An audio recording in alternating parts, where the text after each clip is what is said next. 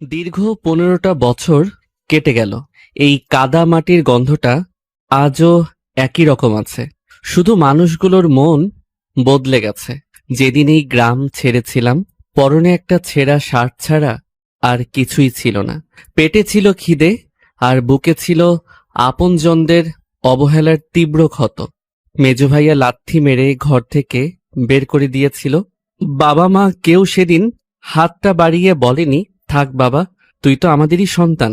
আজ ১৫ বছর পর যখন ফিরেছি, তখন আমি আর সেই অবহেলিত ঈশান নই। আজ আমি টেক্সটাইল ও শিপিং ইন্ডাস্ট্রির শীর্ষস্থান দখল করা গ্রুপ অব কোম্পানিজের কর্ণধার, দেশের অন্যতম সেরা শীর্ষ কোটিপতি। কিন্তু এই জৌলুস, এই হাজার কোটি টাকা, এগুলো কি আমার ভেতরের সেই রক্তাক্ত শৈশবটাকে মুছে দিতে পারবে? পারবে না। টাকার পাহাড় আছে, কিন্তু ফেলে আসা সেই কান্নাগুলো আজও মাঝরাতে আমাকে ঘুমাতে দেয় না। ঈশানের কণ্ঠস্বরে যে গভীর শূন্যতা আর হাহাকার লুকিয়েছিল, তা যেন চারপাশের নিস্তব্ধ বাতাসকেও ভারী করে তুলল।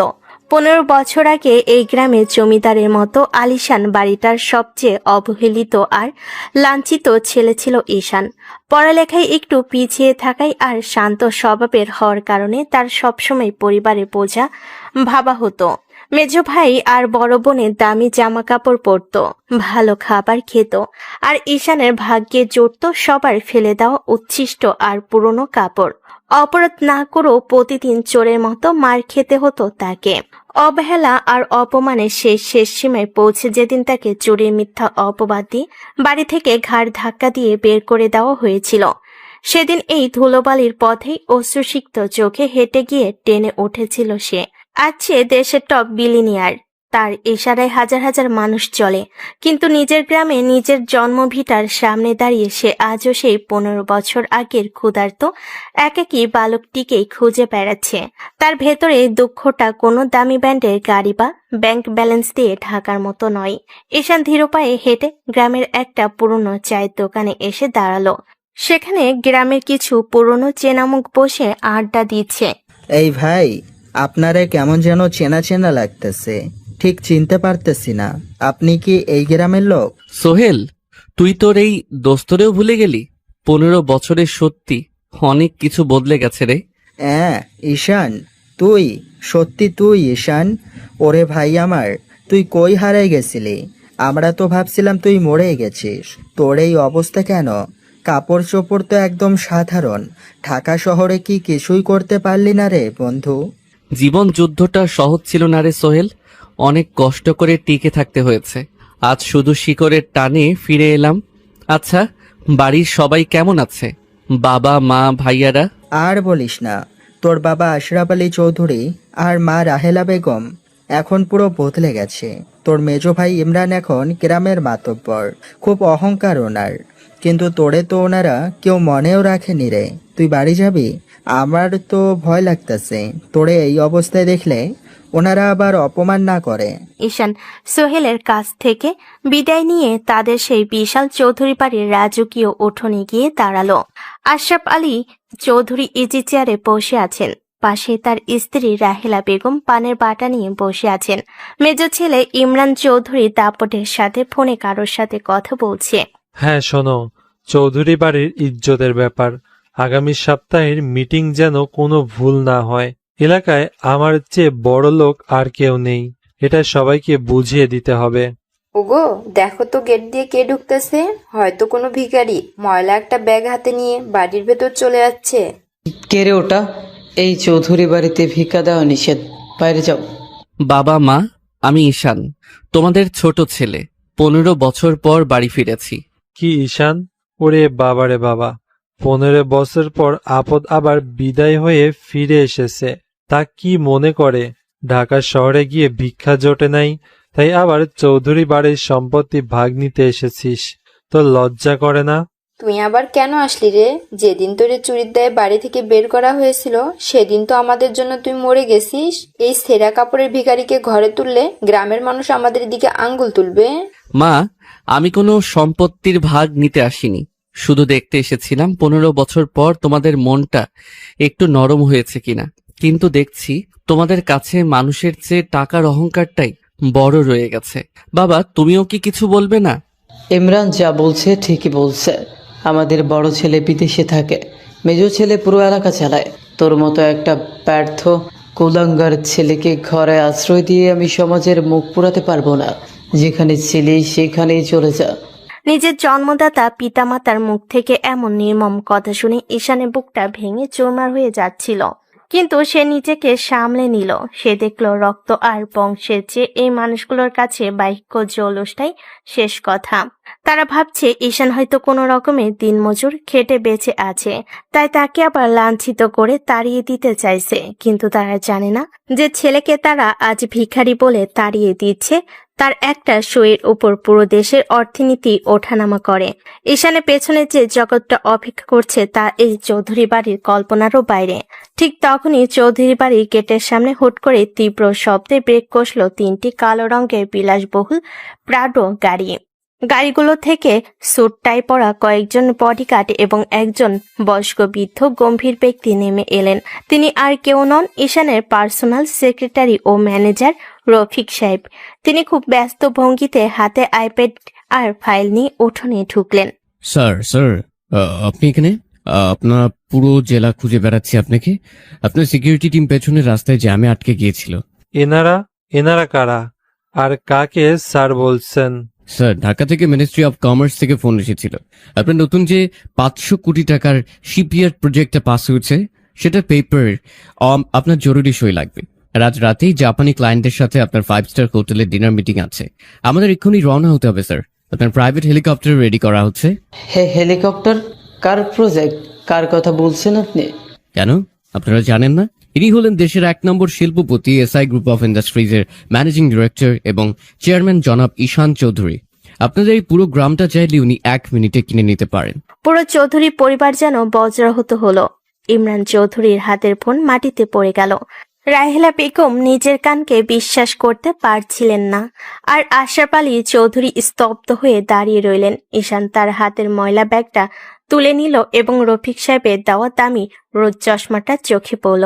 কি হলো মেজো ভাইয়া, মুখটা এমন শুকিয়ে গেল কেন? বাবা মা, তোমরা তো ঠিকই বলেছিলে এই চৌধুরী বাড়ির সম্পত্তির ভাগ নেওয়ার যোগ্যতা আমার নেই, কারণ তোমাদের এই পুরো সম্পত্তিটা কিনতে আমার একদিনের আয়ও খরচ হবে না। আমি এসেছিলাম তোমাদের একটু ভালোবাসা পেতে, কিন্তু তোমরা দিলে অবহেলা। ভালো থেকো তোমরা।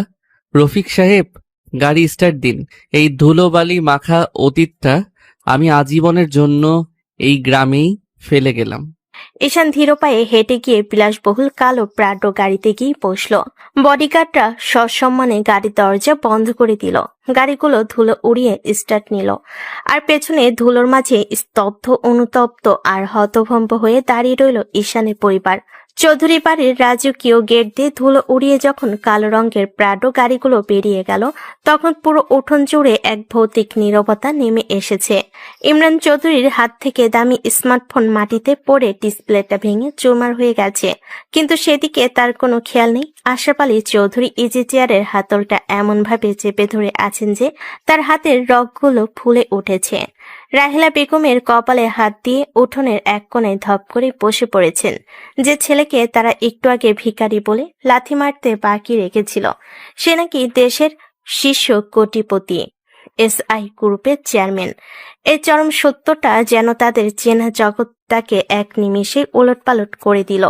কিন্তু গল্প এখানেই শেষ নয়। গ্রামের মেঠো পথ ধরে গাড়ি ছুটে চলো ঈশানের চোখ দুটো তখনও জানালার বাইরে স্থির, আর তার মনে জ্বলছে এক চরম রহস্যের আগুন। রফিক সাহেব, গাড়িটা গ্রামের পুরনো বটতলার দিকে নিন। আমি জানি চৌধুরী বাড়ির মানুষগুলো এখন অনুতপ্ত হওয়ার চেয়ে বেশি ভয় পাচ্ছে, কিন্তু তারা জানে না আমি এই গ্রামে শুধু আমার ফেলে আসা অতীত দেখতে আসিনি। 15 বছর আগে আমাকে চুরির অপবাদ দিয়ে যে রাতে বের করে দেওয়া হয়েছিল, সেই রাতের একটা রহস্য আজও অমীমাংসিত রয়ে গেছে। রফিক সাহেব, আমি আপনাকে যে ফাইলটা রেডি করতে বলেছিলাম সেটার আপডেট কি? স্যার, আপনার নির্দেশ মতো আমাদের ইনভেস্টিগেশন টিম গত 3 মাস ধরে এই গ্রামে গোপনে কাজ করেছে। 15 বছর আগে আপনার মেজো ভাই ইমরান চৌধুরী যে আলমারি থেকে টাকা চুরির নাটক সাজিয়েছিল, তার পেছনে শুধু আপনাকে তাড়ানোর উদ্দেশ্য ছিল না, এর পেছনে জড়িয়ে আছে বিশাল এক ভূগর্ভস্থ সিন্ডিকেট। আর এই চৌধুরী বাড়ির একটা গোপন দলিল, যা আপনার দাদা শুধু আপনার নামে লিখে দিয়ে গিয়েছিলেন। ইমরান চৌধুরী এবং আপনার বাবা সেই দলিলটা হাতিয়ে নেওয়ার জন্যই আপনাকে চোরের অপবাদ দিয়ে পুলিশে দেওয়ার ভয় দেখিয়ে তাড়িয়েছিল। আমার দাদা আমার নামে দলিল লিখে গিয়েছিলেন, অথচ আমাকে বলা হয়েছিল আমি নাকি এই পরিবারের সবচেয়ে বড় বোঝা। রফিক সাহেব, গাড়ি থামান। বটতলার ওই অন্ধকার ছায়ায় কে দাঁড়িয়ে আছে দেখতে পাচ্ছেন? ওটাই আমার অতীত, আর ওখানেই লুকিয়ে আছে আমার আগামী চাল।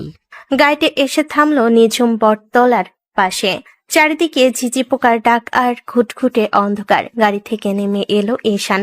তার পরনে এখন আর সেই ছেঁড়া শার্ট নেই। বডিগার্ডের বাড়িয়ে দেওয়া ব্ল্যাক ব্লেজারটা সে কাঁধে জড়িয়ে নিয়েছে। ঠিক তখনই অন্ধকারের আড়াল থেকে একটা অবৈ লাঠি ভর দিয়ে সামনে এগিয়ে এলো।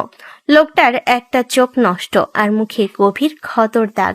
লোকটাকে দেখেই ঈশানের চোখের মনি সংকুচিত হয়ে এলো। ছোট বাবা, তুমি সত্যিই ফিরেছো। আমি জানতাম আমার ছোট বাবা একদিন এই পাপের সাম্রাজ্য গড়িয়ে দিতে ফিরে আসবে। কাদের ভাই, তোমার এই অবস্থা কেন? 15 বছর আগে তুমি তো একমাত্র মানুষ ছিলে যে আমার জন্য কেঁদেছিলে, আর আজ তোমার এক চোখ অন্ধ, পায়ে এই ক্ষত কেন? ছোট বাবা, তুমি চলে যাওয়ার পর আমি যখন আশরাফ আলী চৌধুরী আর ইমরান চৌধুরীর কাছে গিয়ে চিৎকার করে বলেছিলাম যে তুমি চুরি করনি, টাকা ইমরান চৌধুরী নিজেই লুকিয়ে রেখেছিল, তখন তারা আমার ওপর অমানসিক নির্যাতন চালিয়েছিল। ইমরান চৌধুরী নিজের হাতে রড দিয়ে আমার চোখটা গলিয়ে দেয়, পাটা ভেঙে দেয়, যাতে আমি গ্রামের মানুষের কাছে মুখ না খুলতে পারি। শুধু তাই নয়, তোমার দাদার সেই আসল উইলটা তারা একটা লোহার লকারে লুকিয়ে রেখেছে, যা খুলতে একটা বিশেষ কোড লাগে। ইমরান চৌধুরী, আমার বিশ্বস্ত মানুষের উপর এই অত্যাচার। রফিক সাহেব, আজ রাতে আমাদের অ্যাকশন শুরু হবে। ইমরান চৌধুরী ভেবেছে সে এই এলাকার ডন, আর আমার বাবা ভেবেছে তার ক্ষমতার দাপটে সবাই অন্ধ। আমি তাদের এক রাতে ফকির বানাবো না, বরং তিলে তিলে তাদের সেই অহংকার চূর্ণ করব, যা দিয়ে তারা মানুষকে মানুষ মনে করত না। কাদের ভাই, তুমি আজ থেকে আমার সাথে থাকবে। দেশের সেরা হাসপাতালে তোমার চোখের চিকিৎসা হবে। ঈশানের চোখের ভেতরের শান্ত ভাবটা নিমিষে এক বিধ্বংসী ঝড়ে রূপ নিল। সে আর সেই দয়ালু ছেলেটি নয় যে অন্যায় সহ্য করে মুখ বুজে কেঁদেছিল। এখন সে একাধারে দেশের শীর্ষ ব্যবসায়ী এবং চরম প্রতিশোধ পরায়ণ মস্তিষ্কের অধিকারী।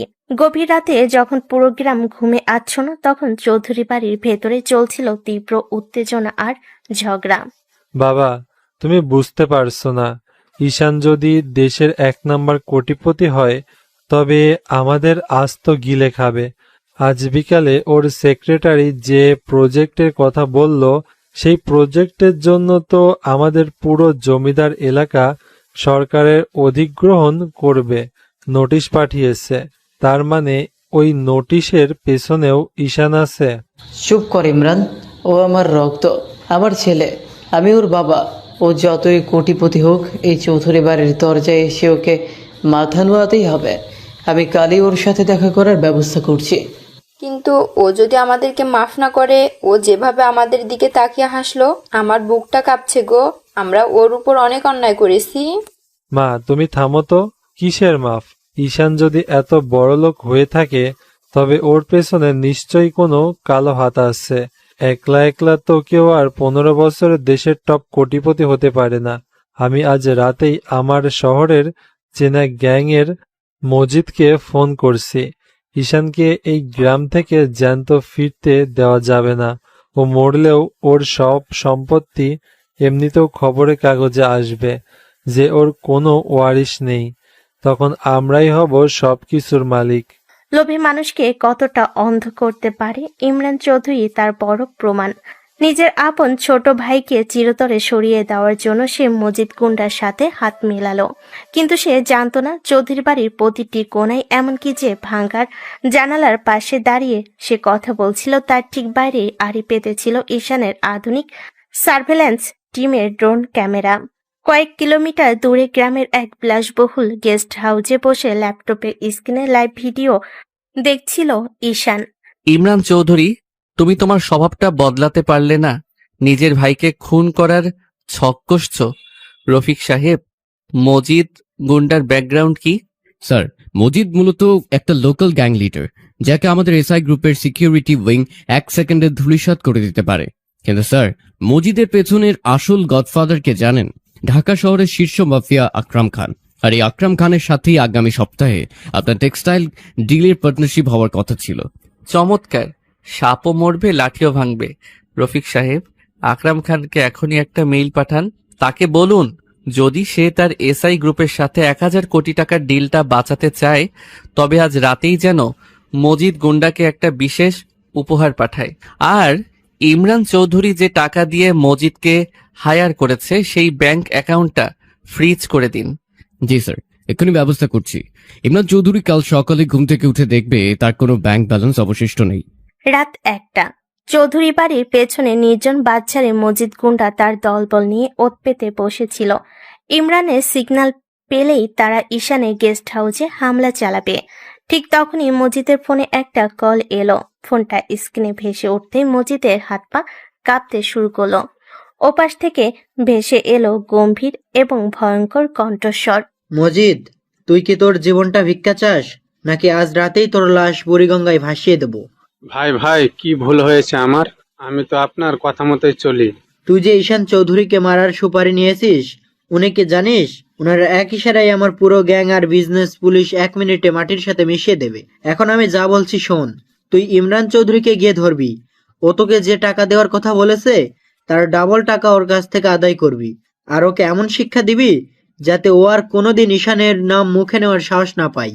যদি এই কাজে ভুল হয়, তবে তোর পুরো বংশ শেষ করে দেব। ফোনটা কেটে যেতেই মজিদ কুন্ডার কপাল দিয়ে ঘাম ঝরতে লাগলো। সে তার ছেলেদের দিকে তাকিয়ে থমথমে গলায় বলল, অ্যাকশন চেঞ্জ। মিশন এখন চৌধুরী বাড়ি। মাঝরাতে যখন পুরো চৌধুরী পরিবার ঘুমানোর প্রস্তুতি নিচ্ছিল, ঠিক তখনই ধরম করে ভেঙে পড়ল তাদের ড্রয়িং রুমের প্রধান দরজা। ভেতরে রামদা আর অস্ত্র হাতে ঢুকে পড়ল মজিদ ও তার দলবল। মজিদ ভাই, আপনারা এখানে কেন? আপনাদের তো যাওয়ার কথা ছিল ঈশানের গেস্ট হাউসে। শালার পুত, তুই আমাদের ফাঁদে ফেলতে চেয়েছিলিস? দেশের সবচেয়ে বড় স্যারের গায়ে হাত দেওয়ার সুপারিশ দিস আমাদের? তোর এত বড় সাহস? বের কর তোর লকারে যত টাকা আছে আর সোনা আছে, সব বের কর। আর না দিলে আজ রাতেই তোকে কেটে টুকরো টুকরো করে নদীতে ভাসিয়ে দেব। ওরে বাবা রে, ডাকাত পড়েছে, বাঁচাও, কেউ বাঁচাও। মজিদ, তুমি ভুল করছো। ইমরান তো তোমাকে টাকা দিয়েছে, আমাদের ছেড়ে দাও। ওসব টাকা ব্যাংক থেকে গায়েব হয়ে গেছে। ইমরান আমাদের ভুয়া অ্যাকাউন্ট দেখিয়েছে। তোদের জান বাঁচাতে হলে জলদি লকারের চাবি দে। আর ওই যে তোদের দালালি করা আসল দলিল, ওটাও বের কর। পুরো চৌধুরী বাড়ির ভেতরে তখন কান্নার রোল। যে ইমরান চৌধুরী বিকেলে অহংকার করছিল, সে এখন মজিদের পায়ের কাছে পড়ে প্রাণ ভিক্ষা চাইছে। ঠিক তখনই চৌধুরী বাড়ির উঠোন এসে থামলো একটা চেনা জিপ গাড়ি। গাড়ি থেকে ধীর পায়ে নেমে এলো ঈশান চৌধুরী। তার পেছনে সারি সারি পুলিশ অফিসার এবং এসআই গ্রুপের ব্ল্যাক ক্যাট সিকিউরিটি কমান্ডারেরা। দরজার সামনে এসে দাঁড়াতেই পুলিশ অফিসাররা মজিদ আর তার দলবলকে চারদিক থেকে ঘিরে ফেল। হ্যান্ডস আপ, সবাই অস্ত্র ফেলে দাও। কি হলো মেজো ভাইয়া, মধ্যরাতের নাটকটা কেমন জমলো? মজিদ ভাই, আপনাকে ধন্যবাদ সময় মতো কাজটা করার জন্য। ঈশান ভাই আমার, আমাকে বাঁচা, এরা আমাদের মেরে ফেলবে। আমি ভুল করেছি ভাই, আমাকে মাফ করে দে। মাফ? ইমরান চৌধুরী, 15 বছর আগে যখন আমি তোমার পা জড়িয়ে ধরে বলেছিলাম ভাইয়া আমি চুরি করিনি, আমাকে বাড়ি থেকে বের করে দিও না, তখন তোমার মন গলেনি? যখন কাদের ভাইয়ের চোখটা তুমি নিজের হাতে গলিয়ে দিয়েছিলে, তখন তোমার দয়া হয়নি। আজ নিজের জীবন বাঁচাতে ভাইয়ের পা ধরছ? রফিক সাহেব, লকারটা ভাঙুন এবং আমার দাদার আসল দলিলটা বের করুন। আর মজিদ সহ এই ইমরান চৌধুরীকে পুলিশের হাতে তুলে দিন, চুরির দায়ে নয়, কাদের ভাইয়ের চোখ নষ্ট করা এবং খুনের চেষ্টা করার অপরাধে। পুলিশ যখন ইমরান চৌধুরীকে হাত করা পড়াচ্ছিল, তখন আশরাফ আলী চৌধুরী আর রাহেলা বেগম ঈশানের সামনে এসে হাত জোড় করে দাঁড়ালেন। তাদের চোখে এখন শুধু অপরাধবোধ আর তীব্র আতঙ্ক। যে ছেলেকে তারা তাড়িয়ে দিয়েছিল, আজ সেই তাদের জীবন বাঁচালো, আবার সেই তাদের সাজানো অহংকারের প্রাসাদ এক রাতে গুড়িয়ে দিল। কিন্তু ঈশানের রহস্যময় চাহনি বলছিল খেলা মাত্র শুরু হয়েছে। চৌধুরী পরিবারের আসল পতন এবং দাদার দলিলের ভেতরের আসল সত্যটা এখনো বাকি। মাঝরাতে নিস্তব্ধতা ভেঙে যখন পুলিশের সাইরেনের আওয়াজ চৌধুরী বাড়ির উঠোন থেকে ধীরে ধীরে দূরে মিলিয়ে গেল, তখন পুরো বাড়িটা যেন একটা জীবন্ত কবরস্থানে পরিণত হলো। ইমরান চৌধুরীকে যখন পুলিশ ভ্যানে তোলা হচ্ছিল, সে এক নজর ঈশানের দিকে তাকিয়েছিল। সেই চোখে অনুতাপ ছিল না, ছিল চরম হিংসা আর প্রতিশোধের আগুন। ঘরে এক কোণে লোহা কাটার আধুনিক যন্ত্র দিয়ে রফিক সাহেবের লোকজনেরা তখন ভারী লকারটা কাটার চেষ্টা করছে। তীব্র স্ফুলিঙ্গ ছিটকে পড়ছে চারিদিকে। আশরাফ আলী চৌধুরী এবং রাহেলা বেগম সোফার একপাশে জড়সড় হয়ে বসে আছেন। তারা নিজের সন্তানকে চিনতে পারছেন না। এই ঈশান শান্ত, মায়াবী কোনো ছেলে নয়। তার প্রতিটি পদক্ষেপ যেন দাবা খেলার জালের মতো মাপা। লকারটা কাটার শেষ শব্দ হতেই রফিক সাহেব ভেতর থেকে একটা পুরনো চামড়ার ফাইল এবং একটি অদ্ভুত দেখতে ছোট্ট মেটালিক বক্স বের করে আনলেন। স্যার, লকার খোলা হয়েছে। এই যে আপনার দাদার আসল উইল বা দলিল। কিন্তু স্যার, এই ফাইলের নিচে একটা ডায়েরি আর এই লকড মেটালিক বক্সটা পাওয়া গেছে। এটা কিসের বক্স আমরা এখনো বুঝতে পারছি না স্যার। রফিক সাহেব, দলিলটা আসল, কিন্তু এই উইলের শেষ পাতায় আমার দাদার সইয়ের পাশে আরেকটা সই আছে, যা লাল কালিতে হয়। আর এই ডায়েরিটা তো আমার দাদার হাতে লেখা নয়। বাবা, এই ডায়েরিটা কার? আর এই মেটালিক বক্সের চাবি কোথায়? আমি কিছু জানি না ঈশান। তোর দাদা মারা যাওয়ার আগের রাতে ইমরান আর আমি শুধু এই লকারটা বন্ধ দেখেছিলাম। এই বক্সের ব্যাপারে আমরা সত্যিই কিছু জানি না। দোহাই তোর, আমাদের আর পালিয়ে দিস না। মিথ্যা বলছো বাবা।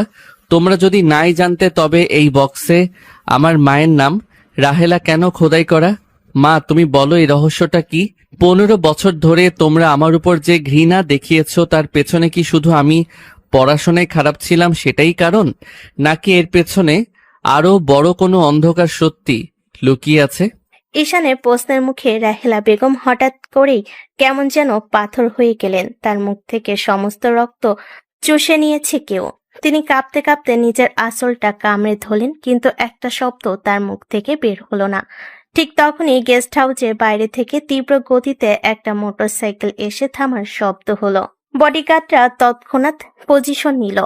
ভেতরে হন্তদন্ত হয়ে ঢুকে পড়ল ঈশানের সিকিউরিটি উইং এর প্রধান সাজ্জাদ। তার হাতে একটা জরুরি ডিক্রিপশন রিপোর্ট। স্যার, এক চরম বিপদ হয়েছে। আমরা ঢাকা থেকে খবর পেয়েছি মাফিয়া আকরাম খান আধ ঘন্টা আগে তার নিজের ডেরায় খুন হয়েছেন। আর ওনাকে খুন করার ঠিক 2 মিনিট আগে ওনার ফোন থেকে এই গ্রামের একটা সচল নাম্বারে কল এসেছিল। কি, আকরাম খান খুন হয়েছেন? উনি তো আমার বিজনেস পার্টনার হতে যাচ্ছিলেন। ওনাকে মারার সাহস কার হলো? আর ওনার ফোন থেকে এই গ্রামে কার কাছে কল এসেছিল? নাম্বারটা কার? স্যার, নাম্বারটা ট্রেস করে দেখা গেছে ওটা এই চৌধুরী বাড়িরই কোনো একজন সচল সিম কার্ডের নাম্বার, যা বর্তমানে এই ঘরের ভেতরেই কোথাও যেন আছে। সাজ্জাদের এই একটা কথায় ঘরের ভেতরে তাপমাত্রা যেন এক নিমিষেই হিমাঙ্কে নেমে এলো। প্রত্যেকের দিকে সন্দেহের চোখে তাকাতে লাগলো। ইমরান তো পুলিশের হেফাজতে, মজিদ গুন্ডাও জেলে। তাহলে এই ঘরের ভেতরে আর কে আছে যে ঢাকা শহরের এত বড় মাফিয়াকে নিয়ন্ত্রণ করছিল এবং যার এক ইশারায় আকরাম খানকে দুনিয়া থেকে সরিয়ে দেওয়া হলো? ঈশানের চোখ দুটো এবার ঘুরতে লাগলো আশরাফ আলী চৌধুরী আর রাহেলা বেগমের মুখের ওপর। কিন্তু ঠিক তখনই সেই মেটালিক বক্সের ভেতর থেকে একটা মৃদু পিপ পিপ শব্দ শুরু হতে করলো। বক্সের গায়ে থাকা একটা ছোট্ট ডিজিটাল স্ক্রিনে জ্বলে উঠল, যেখানে টাইম কাউন্টডাউন শুরু হয়েছে। 29, 28, 27। স্যার, এটা তো কোনো সাধারণ বক্স নয়। এটা একটা রিমোটলি অ্যাক্টিভেটেড টাইম বোম। কেউ একজন দূর থেকে সিগন্যাল পাঠিয়ে এই বক্সের টাইমার অন করে দিয়েছে। আমাদের এক্ষুনি বাড়ি থেকে বের হতে হবে স্যার। কেউ আমাদের এখান থেকে জ্যান্ত বের হতে দিতে চায় না। রফিক সাহেব, বাবা মাকে টেনে গাড়িতে তুলুন। সাজ্জাদ, ডায়েরি আর ফাইলটা নাও, জলদি। পুরো বাড়ি জুড়ে আতঙ্ক আর চিৎকারে রোল উঠল। বডিগার্ডরা আশরাফ আলী আর রাহেলা বেগমকে টেনে হিসেবে উঠোনের দিকে নিয়ে গেল। ঈশান মেটালিক বক্সটার দিকে শেষবারের মতো তাকালো। টাইমার তখন দেখাচ্ছে 5, 4, 3। ঠিক সেই মুহূর্তে ঈশানের ফোনে স্ক্রিনে একটা অচেনা নাম্বার থেকে টেক্সট মেসেজ ভেসে উঠল। মেসেজে লেখা, স্বাগতম ছোট ভাই, 15 বছর পর শিয়ালদহের বাগখাঁচায় ঢুকেছে। খেলা তো আমি ঢাকা থেকে বসে খেলছি। ঈশান চোখ বড় বড় করে মেসেজটা পড়ল। আর ঠিক তখনই এক বিকট শব্দে চৌধুরী বাড়ির একপাশ ধসে পড়ল। আগুনে লেলিয়ান শিখা আকাশ ছুঁয়ে গেল। কিন্তু ঈশানের মাথায় তখন বোমার আঘাতের চেয়েও বড় ধাক্কা লেগেছে মেসেজে লেখা ওই ছোট ভাই শব্দটা। তার বড় ভাই তো আমেরিকা থাকে, তাহলে ঢাকা থেকে এই খেলাটা কে খেলছে? চৌধুরী বাড়ির সেই পুরনো দালানের একপাশ যখন বিকট শব্দে ধসে পড়ল, তখন আগুনের লাল আভায় পুরো আকাশ যেন রক্তবর্ণ ধারণ করেছে। ধোঁয়ায় চারিদিক অন্ধকার। বডিগার্ডরা কোনো মতে আশরাফ আলী চৌধুরী আর রাহেলা বেগমকে টেনে নিয়ে গাড়ির ভেতরে ঢুকালো। ঈশান শেষ মুহূর্তে ঘর থেকে ছিটকে উঠোনে এসে পড়েছিল। তার হাতের মুঠোয় শক্ত করে ধরা সেই রহস্যময় ডায়েরি আর চামড়ার ফাইল। পিঠের দিকে সামান্য চোট লাগলেও সেদিকে তার বিন্দুমাত্র খেয়াল ছিল না। তার চোখের সামনে জ্বলছে তার চেনা শৈশবের শেষ চিহ্নটুকু, কিন্তু আগুনের সেই উপত্যকাকেও হার মানাচ্ছিল তার ফোনের স্ক্রিনে ভেসে থাকা সেই মেসেজটা। স্বাগতম ছোট ভাই, 15 বছর পর শিয়ালদহের বাগখাঁচায় ঢুকেছে। খেলা তো আমি ঢাকা থেকে বসে খেলছি। ঈশান স্তব্ধ হয়ে দাঁড়িয়ে রইল। তার বড় ভাই রেদওয়ান চৌধুরী তো গত 7 বছর ধরে আমেরিকার টেক্সাসে স্থায়ী। তাহলে ঢাকা থেকে কে তাকে ছোট ভাই বলে মেসেজ পাঠালো? আর কেনই বা সে দাদা জানে পুরনো লকারে বোম সেট করে পুরো পরিবারকে উড়িয়ে দিতে চাইল? রফিক সাহেব, বাবা মাকে সুরক্ষিত কোনো জায়গায় নিয়ে যান। সাজ্জাদ, আমাদের ব্ল্যাক ক্যাট সিকিউরিটিকে অ্যালার্ট করো। এই হামলা কোনো সাধারণ লোকাল গুন্ডাদের কাজ নয়। যে ব্যাকগ্রাউন্ড থেকে এই নিখুঁত টাইমিংয়ে বোম ব্লাস্ট করা হয়েছে, তার পেছনে অত্যন্ত পেশাদার কোনো হিট স্কোয়াড কাজ করছে। আর সবচেয়ে বড় কথা, আমার বড় ভাই রেদওয়ানের কারেন্ট লোকেশন এখনই ট্র্যাক করো। ও সত্যি আমেরিকায় আছে নাকি অন্য কোথাও? স্যার, আমি অলরেডি আমাদের সাইবার উইং এর ওনার পাসপোর্ট আর ট্রাভেল হিস্ট্রি চেক করতে বলেছি। কিন্তু স্যার, এই মুহূর্তে আমাদের এইখানে একদম থাকা নিরাপদ নয়। পুলিশের বড় দল আসার আগেই আমাদের এই জায়গা ছাড়তে হবে, কারণ ধোয়ার আড়াল থেকে আমার মনে হচ্ছে কেউ আমাদের ওপর নজর রাখছে। নজর যারা রাখছে তারা স্বীকার করার জন্যই রাখছে সাজ্জাদ, কিন্তু তারা জানে না ঈশান চৌধুরীকে খাঁচায় বন্দি করা অত সহজ নয়। গাড়ি স্টার্ট দাও, আমরা আমাদের সিক্রেট সেফ হাউসের দিকে যাব। আজ রাতেই এই ডায়েরি রহস্য আমাকে ভেদ করতে হবে। 3টি কালো প্রাডো গাড়ি অত্যন্ত দ্রুত গতিতে গ্রামের ভাঙ্গা মেঠো পথ ছেড়ে মেন হাইওয়ের দিকে ছুটে চলল। পেছনে গাড়িতে আশরাফ আলী আর রাহেলা বেগম তখনও আতঙ্কে কাঁপছেন। ঈশান মাঝের গাড়িতে বসে ডায়েরির পাতাগুলো উল্টাতে লাগলো। ডায়েরির প্রথম কয়েকটা পাতা ছেঁড়া, কিন্তু মাঝের পাতাগুলোতে নিখুঁত ইংরেজি হরফে কিছু হিসাব আর কোড ল্যাঙ্গুয়েজ লেখা। হুট করে ঈশানের চোখ আটকে গেল একটা চেনা নামের উপর। নামটা আর কারণ নয়, স্বরাষ্ট্র মন্ত্রণালয়ের সাবেক এক শীর্ষ কর্মকর্তার, যিনি বছর 5 আগে এক রহস্যময় সড়ক দুর্ঘটনায় মারা গিয়েছিলেন। তার নামের পাশে লেখা রয়েছে পেইড 50 মিলিয়ন। ঈশান বুঝতে পারল এই চৌধুরী পরিবারের ওপর গ্রামীণ জমিদার হলেও এর ভেতরে লুকিয়েছিল আন্তর্জাতিক কোনো চোরাচালান বা বড় কোনো অপরাধ চক্রের গোপন লেনদেনের ইতিহাস।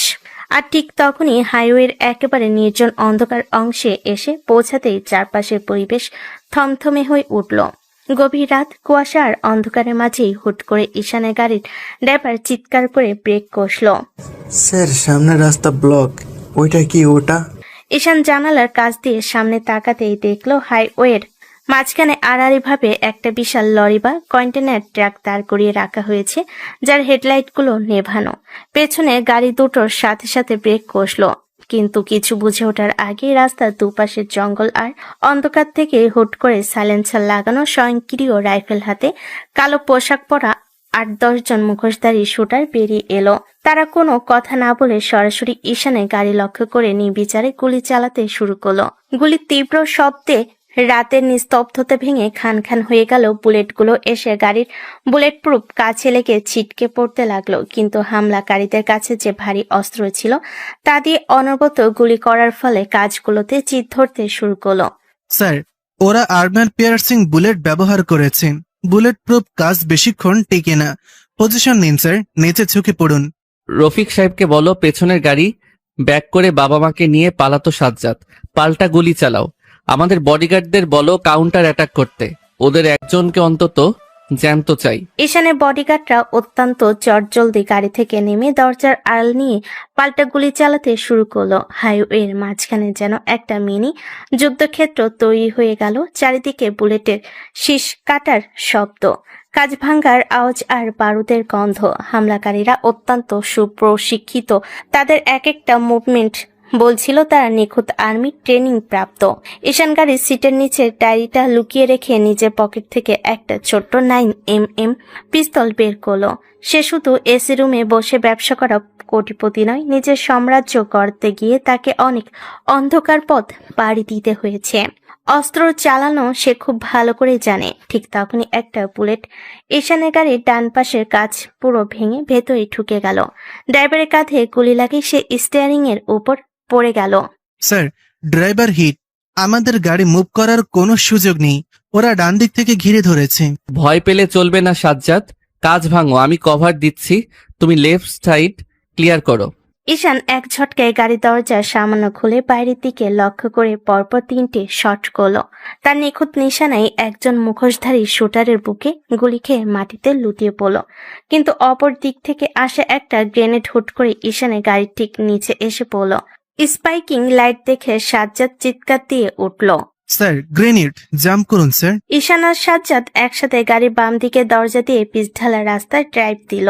ঠিক পরের সেকেন্ডে এক বিকট বিস্ফোরণে ঈশানের কোটি টাকার প্রাডো গাড়িটি আগুনে দাউ দাউ করে জ্বলে উঠল। বিস্ফোরণের ধাক্কায় ঈশান রাস্তা থেকে ছিটকে পাশের খাদে গিয়ে পড়ল। তার মাথাটা একটা পাথরের সাথে বাড়ি খেল। চোখের সামনে সবকিছু ঝাপসা হয়ে আসতে লাগলো। কপাল বেয়ে গরম রক্ত নেমে আসছে। সে আবছা আলোয় দেখলো দুজন কালো পোশাকধারী শুটার খাদের দিকে নেমে আসছে তার লাশ নিশ্চিত করার জন্য। ঈশান তার হাত নাড়ানোর চেষ্টা করলো, কিন্তু পিস্তলটা হাত থেকে ছিটকে অনেক দূরে পড়ে গেছে। তার মনে হলো আজ কি তবে তার শেষ দিন। ঠিক তখনই অন্ধকারে বুক চিরে তীব্র গতিতে আরো 4টি অপরিচিত কালো এসইউভি গাড়ি হর্ন বাজাতে এসে হাজির হলো। সেই গাড়িগুলো থেকে ভারী অস্ত্রধারী একদল নতুন লোক নেমে হামলাকারীদের উপর পেছন থেকে আক্রমণ করলো। আচমকা এই নতুন দলের আগমনে মুখোশধারী শুটাররা ভড়কে গেল। তাদের কয়েকজন মারা পড়ল, আর বাকিরা লরি পেছনে রাখা নিজেদের গাড়িতে উঠে দ্রুত পালিয়ে গেল। সরি স্যার, আপনি ঠিক আছেন? আমরা হেডকোয়ার্টার থেকে ব্যাকআপ নিয়ে আসতে আসতে একটু দেরি হয়ে গেল। স্যার, চোখ খুলুন। সাজ্জাদ কোথায়? আর ডায়েরিটা? গাড়ি থেকে ডায়েরিটা বের করা হয়েছে? স্যার, সাজ্জাদ ভাই পায়ে আঘাত পেয়েছেন, তবে উনি বেঁচে আছেন আর ডায়েরিটা সুরক্ষিত আছে। বিস্ফোরণের আগে ওটা ওনার হাতে ছিল। স্যার, আপনাকে এখনই আমাদের ক্যাপিটাল হসপিটালে নিয়ে যেতে হবে। আপনার কপাল থেকে অনেক রক্ত পড়ছে। না, কোনো হসপিটাল নয়, আমাকে প্রাইভেট ক্লিনিকে নিয়ে চলো, যেখানে কেউ আমার খোঁজ পাবে না। আর রবিন, যে শুটারটা আমার গুলিতে মারা গেছে, ওর পকেট চেক করো, ওর ট্যাটু বা কোনো আইডি কার্ড আছে কিনা দেখো। আমাকে জানতেই হবে এই নিখুঁত হামলার মাস্টার মাইন্ড কে। রবিন দ্রুত ঈশানের নির্দেশ পালন করলো। মৃত শুটারের শার্টের কলার টানতে তার ঘাড়ের কাছে একটা বিশেষ নীল রঙের ঈগল পাখির ট্যাটু দেখা গেল।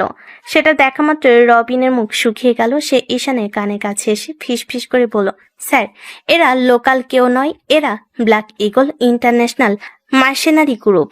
এদের হায়ার করতে হলে কোটি কোটি ডলার লাগে, আর এদের মূলত ব্যবহার করে ড্রাগ লর্ড আর বড় বড় মাফিয়ারা। ঈশান গাড়ির সিটে হেলান দিয়ে বসলো। বডিগার্ডরা তার কপালে ব্যান্ডেজ বেঁধে দিচ্ছিল। ব্যথায় তার চোখ বন্ধ হয়ে আসছিল, কিন্তু তার মস্তিষ্ক সচল। ইন্টারন্যাশনাল মার্সেনারি, তার মানে আমার দাদা জানের এই ডায়েরি আর দলিলে এমন কিছু আছে যা শুধু বাংলাদেশের কোনো ব্যবসা নয়, বরং আন্তর্জাতিক কোনো বড় সিন্ডিকেটের গোপন নথি।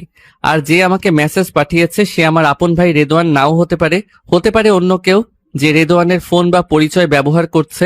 রফিক সাহেব, আমার বাবা মা কোথায়? ওনারা সুরক্ষিত আছেন? জি স্যার, ওনাদের আমরা সেফ হাউসে পাঠিয়ে দিয়েছি।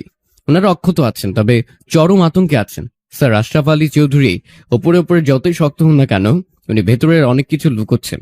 আমি ওনাকে জেরা করার ব্যবস্থা করছি। না, ওনাকে জেরা আমি নিজে করব, তবে এখন নয়। আগে এই ডায়েরির কোড ল্যাঙ্গুয়েজ ডিক্রিপ্ট করতে হবে। রফিক সাহেব, আগামীকাল সকালের মধ্যে দেশের সেরা হ্যাকার আর ক্রিপ্টোগ্রাফারদের আমার সেভ হাউসে ডাকুন। আর একটা কথা, কাল সকালের খবরের কাগজে যেন আমার এই হামলার খবর এক লাইনও না আসে। দুনিয়া জানুক ঈশান চৌধুরী নিখোঁজ বা মারা গেছে।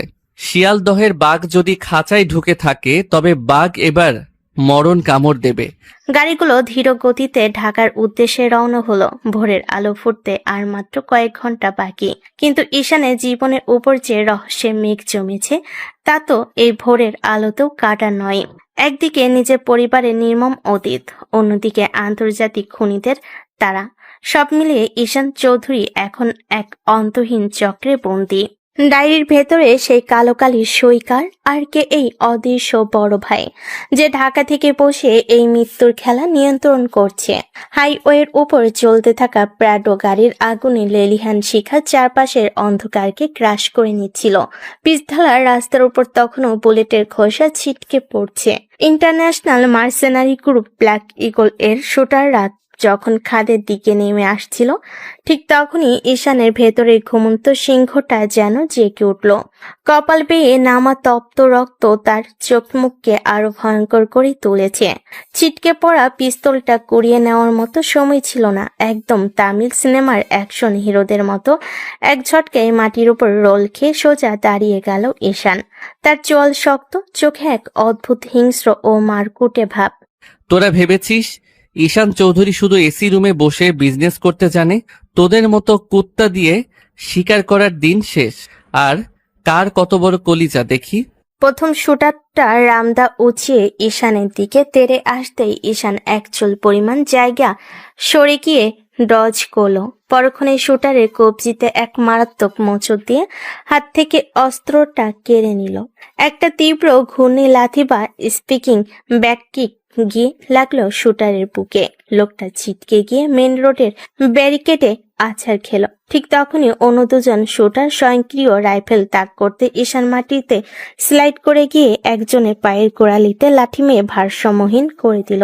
চোখের পলকে শুটারের শার্টের কলার ধরে তাকে হিউম্যান শিল্ড বা মানব বর্ম বানিয়ে অন্য শুটারের বুলেটের সামনে দাঁড় করিয়ে দিল।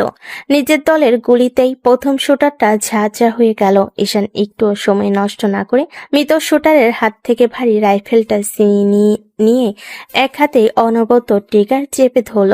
তামিল মুভির নিখুঁত ও বিধ্বংস অ্যাকশনের মতো তার এক হাতের ফায়ারিংয়ে আরো 3 জন শুটার নিতর হয়ে রাস্তায় লুটিয়ে পড়ল। কিন্তু যুদ্ধের ময়দানে 1 সেকেন্ডের অসতর্কতায় কাল হয়ে দাঁড়ায়। ধোয়ার আড়াল থেকে লুকিয়ে থাকা শেষ শুটারটা দূর থেকে স্নাইপার দিয়ে সরাসরি ঈশানের ডান পায়ে হিট করলো। উফ, শালার দল, তোদের আমি আস্ত রাখবো না। পায়ে গুলি লাগার তীব্র যন্ত্রণাতেও ঈশান দমে গেল না। সে এক পায়ে ভর দিয়ে ড্রাইভ মেরে শেষ শুটারটার ঘাড়ের ওপর গিয়ে পড়ল। 2 হাতের প্রচন্ড শক্তিতে শুটারের মাথাটা রাস্তার পিচের সাথে আছাড় মারল সে। কিন্তু অতিরিক্ত রক্তক্ষরণ আর মাথার আগের আঘাতটার কারণে ঈশানের চারপাশটা এবার সত্যি ঘুরতে শুরু করলো।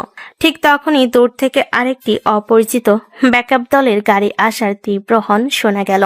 ঈশান ভাবল এরাও হয়তো শত্রুপক্ষ। সে নিজের শরীরটাকে আর ধরে রাখতে পারল না।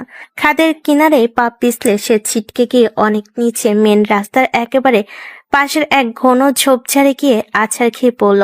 মাথার একটা পাথর লেগে এবার তীব্রভাবে ফেটে গেল।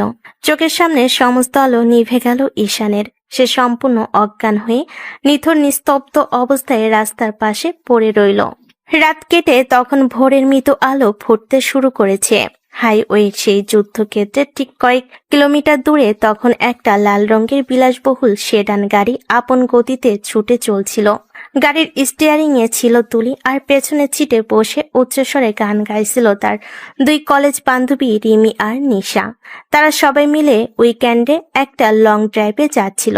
বড় স্নিগ্ধ বাতাসে গান গাইতে গাইতে হঠাৎ করে তুলির চোখ গেল রাস্তার পাশের ঘন ঝোপটার দিকে।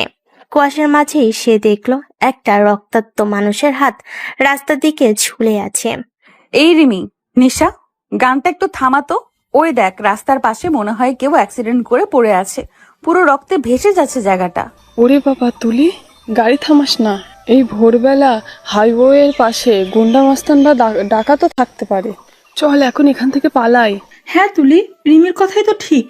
এসব ঝামেলার মধ্যে আমরা মেয়েরা কেন জড়াতে যাব? পুলিশ কেস হয়ে যাবে। তোরা পাগল হয়েছিস? একটা মানুষ মারা যাচ্ছে আর আমরা এভাবে চলে যাব? আমার মনটা কেমন যেন করছে। লোকটার অবস্থা খুবই খারাপ। আমি নামছি। তুলি বান্ধবীদের বারণ না শুনে গাড়ি ব্রেক কষে থামালো। সে ধীর পায়ে ঝোপের কাছে এগিয়ে যেতে তার বুকটা কেঁপে উঠল। এক সুঠাম দেহের সুদর্শন পুরুষ, যার পুরো শরীর দামি ব্লেজারে ঢাকা থাকলেও কপাল, পিঠ আর পা বেয়ে রক্ত ঝরছে। লোকটার শ্বাস প্রশ্বাস খুব ক্ষীণ। তুলির মনে এক তীব্র দয়ামায়ের উদ্বেগ হলো। সে রিমি আর নিশাকে জোর করে টেকে এনে ঈশানের ভারী শরীরটা কোনো মতে ধরাধরি করে গাড়ির পিছনে ছিটে তুলল। তুলি ফুল স্পিডে গাড়ি ছুটিয়ে দিল শহরের সবচেয়ে বড় অ্যাপোলো হাসপাতালের দিকে। হাসপাতালে পৌঁছানো মাত্রই স্ট্রেচারে করে ঈশানকে ইমার্জেন্সি ওটিতে নিয়ে যাওয়া হলো। মিনিট 10 পর ডাক্তার হন্তদন্ত হয়ে বাইরে এলেন। এই পেশেন্টের অবস্থা খুবই আশঙ্কাজনক। ওনার শরীর থেকে প্রচুর ব্লাড লস হয়েছে। ওনার ব্লাড গ্রুপ ও নেগেটিভ, যা খুবই রেয়ার। আমাদের ব্লাড ব্যাংকে এই মুহূর্তে এই গ্রুপের রক্তও নেই। আগামী আধা ঘন্টার মধ্যে রক্ত না দিলে ওনাকে বাঁচানো সম্ভব নয়। ওনার কোনো আত্মীয় আছে এখানে? ডাক্তারবাবু, ওনার ব্লাড গ্রুপ ও নেগেটিভ।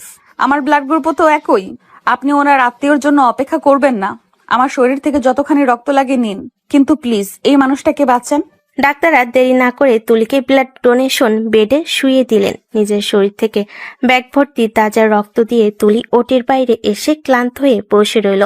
কয়েক ঘন্টা পর ডাক্তার এসে জানালেন পেশেন্ট এখন বিপদমুক্ত। রক্তের কারণেই তার প্রাণ বেঁচে গেছে। তুলি স্বস্তির নিঃশ্বাস ফেল, কিন্তু সে জানতো না সে কার প্রাণ বাঁচিয়েছে। নিজের বান্ধবীদের তাড়াহুড়োই আর পুলিশি ঝামেলার ভয়ে তুলি কাউন্টারে নিজের নাম বা কোনো ফোন নাম্বার না রেখে ঈশানের চিকিৎসার প্রাথমিক খরচ মিটিয়ে দিয়ে সেখান থেকে চুপি চুপি চলে গেল। পরের দিন সকাল হাসপাতালে কেবিনে শুয়ে থাকা ঈশানের চোখ দুটো ধীরে ধীরে খুলল। মাথায় তীব্র যন্ত্রণাটা তখনও আছে, কিন্তু তার শরীর এখন অনেক চাঙ্গা। সে দেখলো তার কেবিনের চারপাশ আগলে দাঁড়িয়ে আছে রফিক সাহেব এবং তার পার্সোনাল বডিগার্ড দল। ঈশান উঠে বসার চেষ্টা করতে রফিক সাহেব তাকে সাহায্য করলেন। রফিক সাহেব, আমি এখানে কিভাবে এলাম? সাজ্জাদ আর রবিনকে আমাকে উদ্ধার করেছিল? না স্যার, রবিন যখন ব্যাকআপ নিয়ে হাইওয়েতে পৌঁছায় ততক্ষণে হামলাকারীরা পালিয়েছিল আর আপনাকে সেখানে পাওয়া যায়নি। রবিন ভেবেছিল শত্রুতা আপনাকে কিডন্যাপ করেছে, কিন্তু স্যার আজ সকালে আমরা ট্র্যাক করে জানতে পারি এক অপূর্ব সুন্দরী সাধারণ মেয়ে আপনাকে মাঝরাতে হাইওয়ের পাশ থেকে উদ্ধার করে এই হাসপাতালে নিয়ে এসেছে। শুধু তাই নয় স্যার, আপনার রেয়ার গ্রুপের ব্লাড যখন কোথাও পাওয়া যাচ্ছিল না তখন সেই মেয়েটি নিজের রক্ত দিয়ে আপনার প্রাণ বাঁচিয়েছে। একটা মেয়ে যে নিজের রক্ত দিয়ে আমাকে বাঁচিয়েছে? রফিক সাহেব, সেই মেয়েটি কোথায়? ওনার নাম কি? আমি ওনার সাথে এখনই দেখা করতে চাই। স্যার, আমরা হাসপাতালে খোঁজ নিয়েছি। মেয়েটির কোনো নাম বা ঠিকানা কাউন্টারে লেখায়নি। বিল পে করে দিয়ে ওনার বান্ধবীদের সাথে চলে গেছে। সিসিটিভি ফুটেজে শুধু ওনার গাড়ির নাম্বার আর ওনার হালকা অবয়ব দেখা গেছে। যে মেয়ে নিজের জীবন বাজি রেখে হাইওয়ে থেকে আমাকে তুলে আনলো, নিজের রক্ত দিয়ে ঈশান চৌধুরীকে নতুন জীবন দিল, আমি ওনাকে এভাবে হারিয়ে যেতে দিতে পারি না। রফিক সাহেব, আমাদের সমস্ত আইটি টিম, হ্যাকার আর লোকাল সোর্সকে কাজে লাগান। সিসিটিভি ফুটেজ আর গাড়ির নাম্বার দিয়ে আগামী 24 ঘন্টার মধ্যে আমার সেই জীবনদাতাকে খুঁজে বের করুন। আমি নিজে ওনার সামনে গিয়ে দাঁড়াতে চাই। তুলিকে খোঁজার জন্য নিজের পুরো বাহিনীকে লাগিয়ে দিয়ে ঈশান এক মুহূর্তের জন্য জানালার বাইরে তাকালো। তার চোখে আবার সেই প্রতিশোধের আগুন জ্বলে উঠল। যে বা যারা তার উপর এই ইন্টারন্যাশনাল মার্সেনারি দিয়ে হামলা করিয়েছে তাদের শেষ না করা পর্যন্ত সে শান্ত হবে না। সে তার পকেট থেকে ফোনটা বের করলো, যা রফিক সাহেব সুরক্ষিত রেখেছিলেন। রফিক সাহেব, আমার উপর যে হামলা হয়েছে আর আমার পরিবারের পেছনে যে আসল সত্য, এটার তদন্ত সাধারণ কোনো টিম দিয়ে হবে না। বাংলাদেশ সরকারের ন্যাশনাল ইন্টেলিজেন্স বা পুরো গোয়েন্দা বিভাগকে এই কাজে ব্যাকডোর দিয়ে ইনভলভ করুন। স্বরাষ্ট্র মন্ত্রণালয়ের সেই ডায়েরির পাতাগুলো ওদের দিন। আমার জানতে হবে ঢাকা থেকে বসে আমার কোন বড় ভাই এই মাফিয়া নেটওয়ার্ক চালাচ্ছে। যে আমার রক্ত ঝরিয়েছে তাকে আমি এমন শাস্তি দেব যা এই দেশের ইতিহাস মনে রাখবে।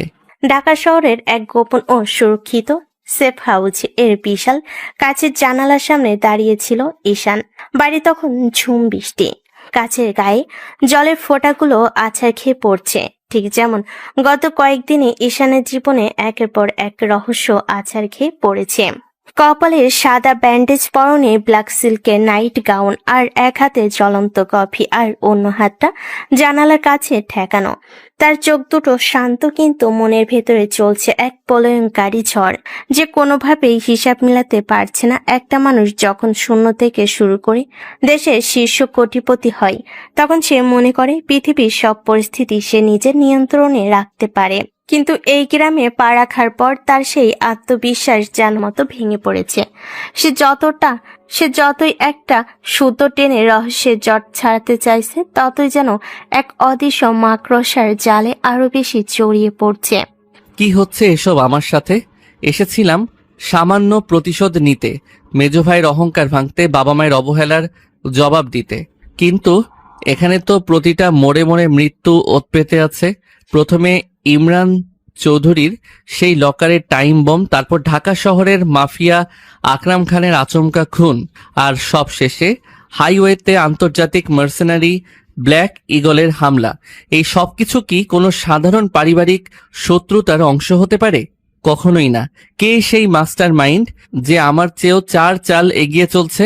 সে কে যে নিজেকে আমার বড় ভাই বলে দাবি করছে? আর সেই অদ্ভুত মেয়েটি যে নিজের রক্ত দিয়ে আমার এই অভিশপ্ত প্রাণটা বাঁচিয়ে দিয়ে কোনো এক অজানা গন্তব্যে হারিয়ে গেল? আমার জীবনটা কি কোনো এক অদৃশ্য দাবা খেলার বোর্ড, যেখানে আমি নিজেই নিজের অজান্তে একটা গুটি হয়ে গেছি? ঈশানের এই মানসিক অস্থিরতা এবং গোলকধাঁধায় হারিয়ে যাওয়া অনুভূতিটা খুবই স্বাভাবিক ছিল, কারণ যে ডায়েরিটা সে উদ্ধার করেছে তার প্রতিটি পাতা যেন এক একটি জলজ্যান্ত টাইম বোম। ঠিক তখনই ঘরে ভারী মেহগুনি কাঠের দরজাটা খুলে ভেতরে ঢুকলেন রফিক সাহেব। তার পেছনে দেশের শীর্ষস্থানীয় স্ক্রিপ্টগ্রাফার ও ডিক্রিপশন স্পেশালিস্ট ডক্টর আশফাক এবং বাংলাদেশের গোয়েন্দা বিভাগের একজন উচ্চ পদস্থ কর্মকর্তা নিয়াজ আহমেদ। নিয়াজ সাহেবের গম্ভীর মুখ অবই বলে দিচ্ছিল যে পরিস্থিতি এখন আর শুধু একটি কর্পোরেট মারামারির মধ্যে সীমাবদ্ধ নেই। স্যার, আপনি যেভাবে নির্দেশ দিয়েছিলেন ঠিক সেভাবেই আমরা পুরো গোয়েন্দা বিভাগ এবং ডিক্রিপশন টিমকে ব্যাকডোর দিয়ে এই মিশনে যুক্ত করেছি। ডক্টর আশফাক গত 4 ঘন্টা ধরে আপনার দাদার লকার থেকে পাওয়া ডায়েরির শিকোড ল্যাঙ্গুয়েজগুলো ডিক্রিপ্ট করার চেষ্টা করছেন। নিয়াজ সাহেব, স্বাগতম। আশা করি আমার দেশের গোয়েন্দা বিভাগ বুঝতে পেরেছে যে এই মামলার গভীরতা কতটুকু। ডক্টর আশফাক, আপনি কি ডায়েরির ভেতরে সেই লাল কালির সই এবং কোডের কোনো সূত্র পেয়েছেন? আমাকে দয়া করে বলুন, আমি এই অন্ধকারের শেষ দেখতে চাই। জনাব ঈশান, আপনার দাদার এই ডায়েরিটা আসলে কোনো ব্যক্তিগত ডায়েরি নয়। এটি মূলত একটি লগবুক।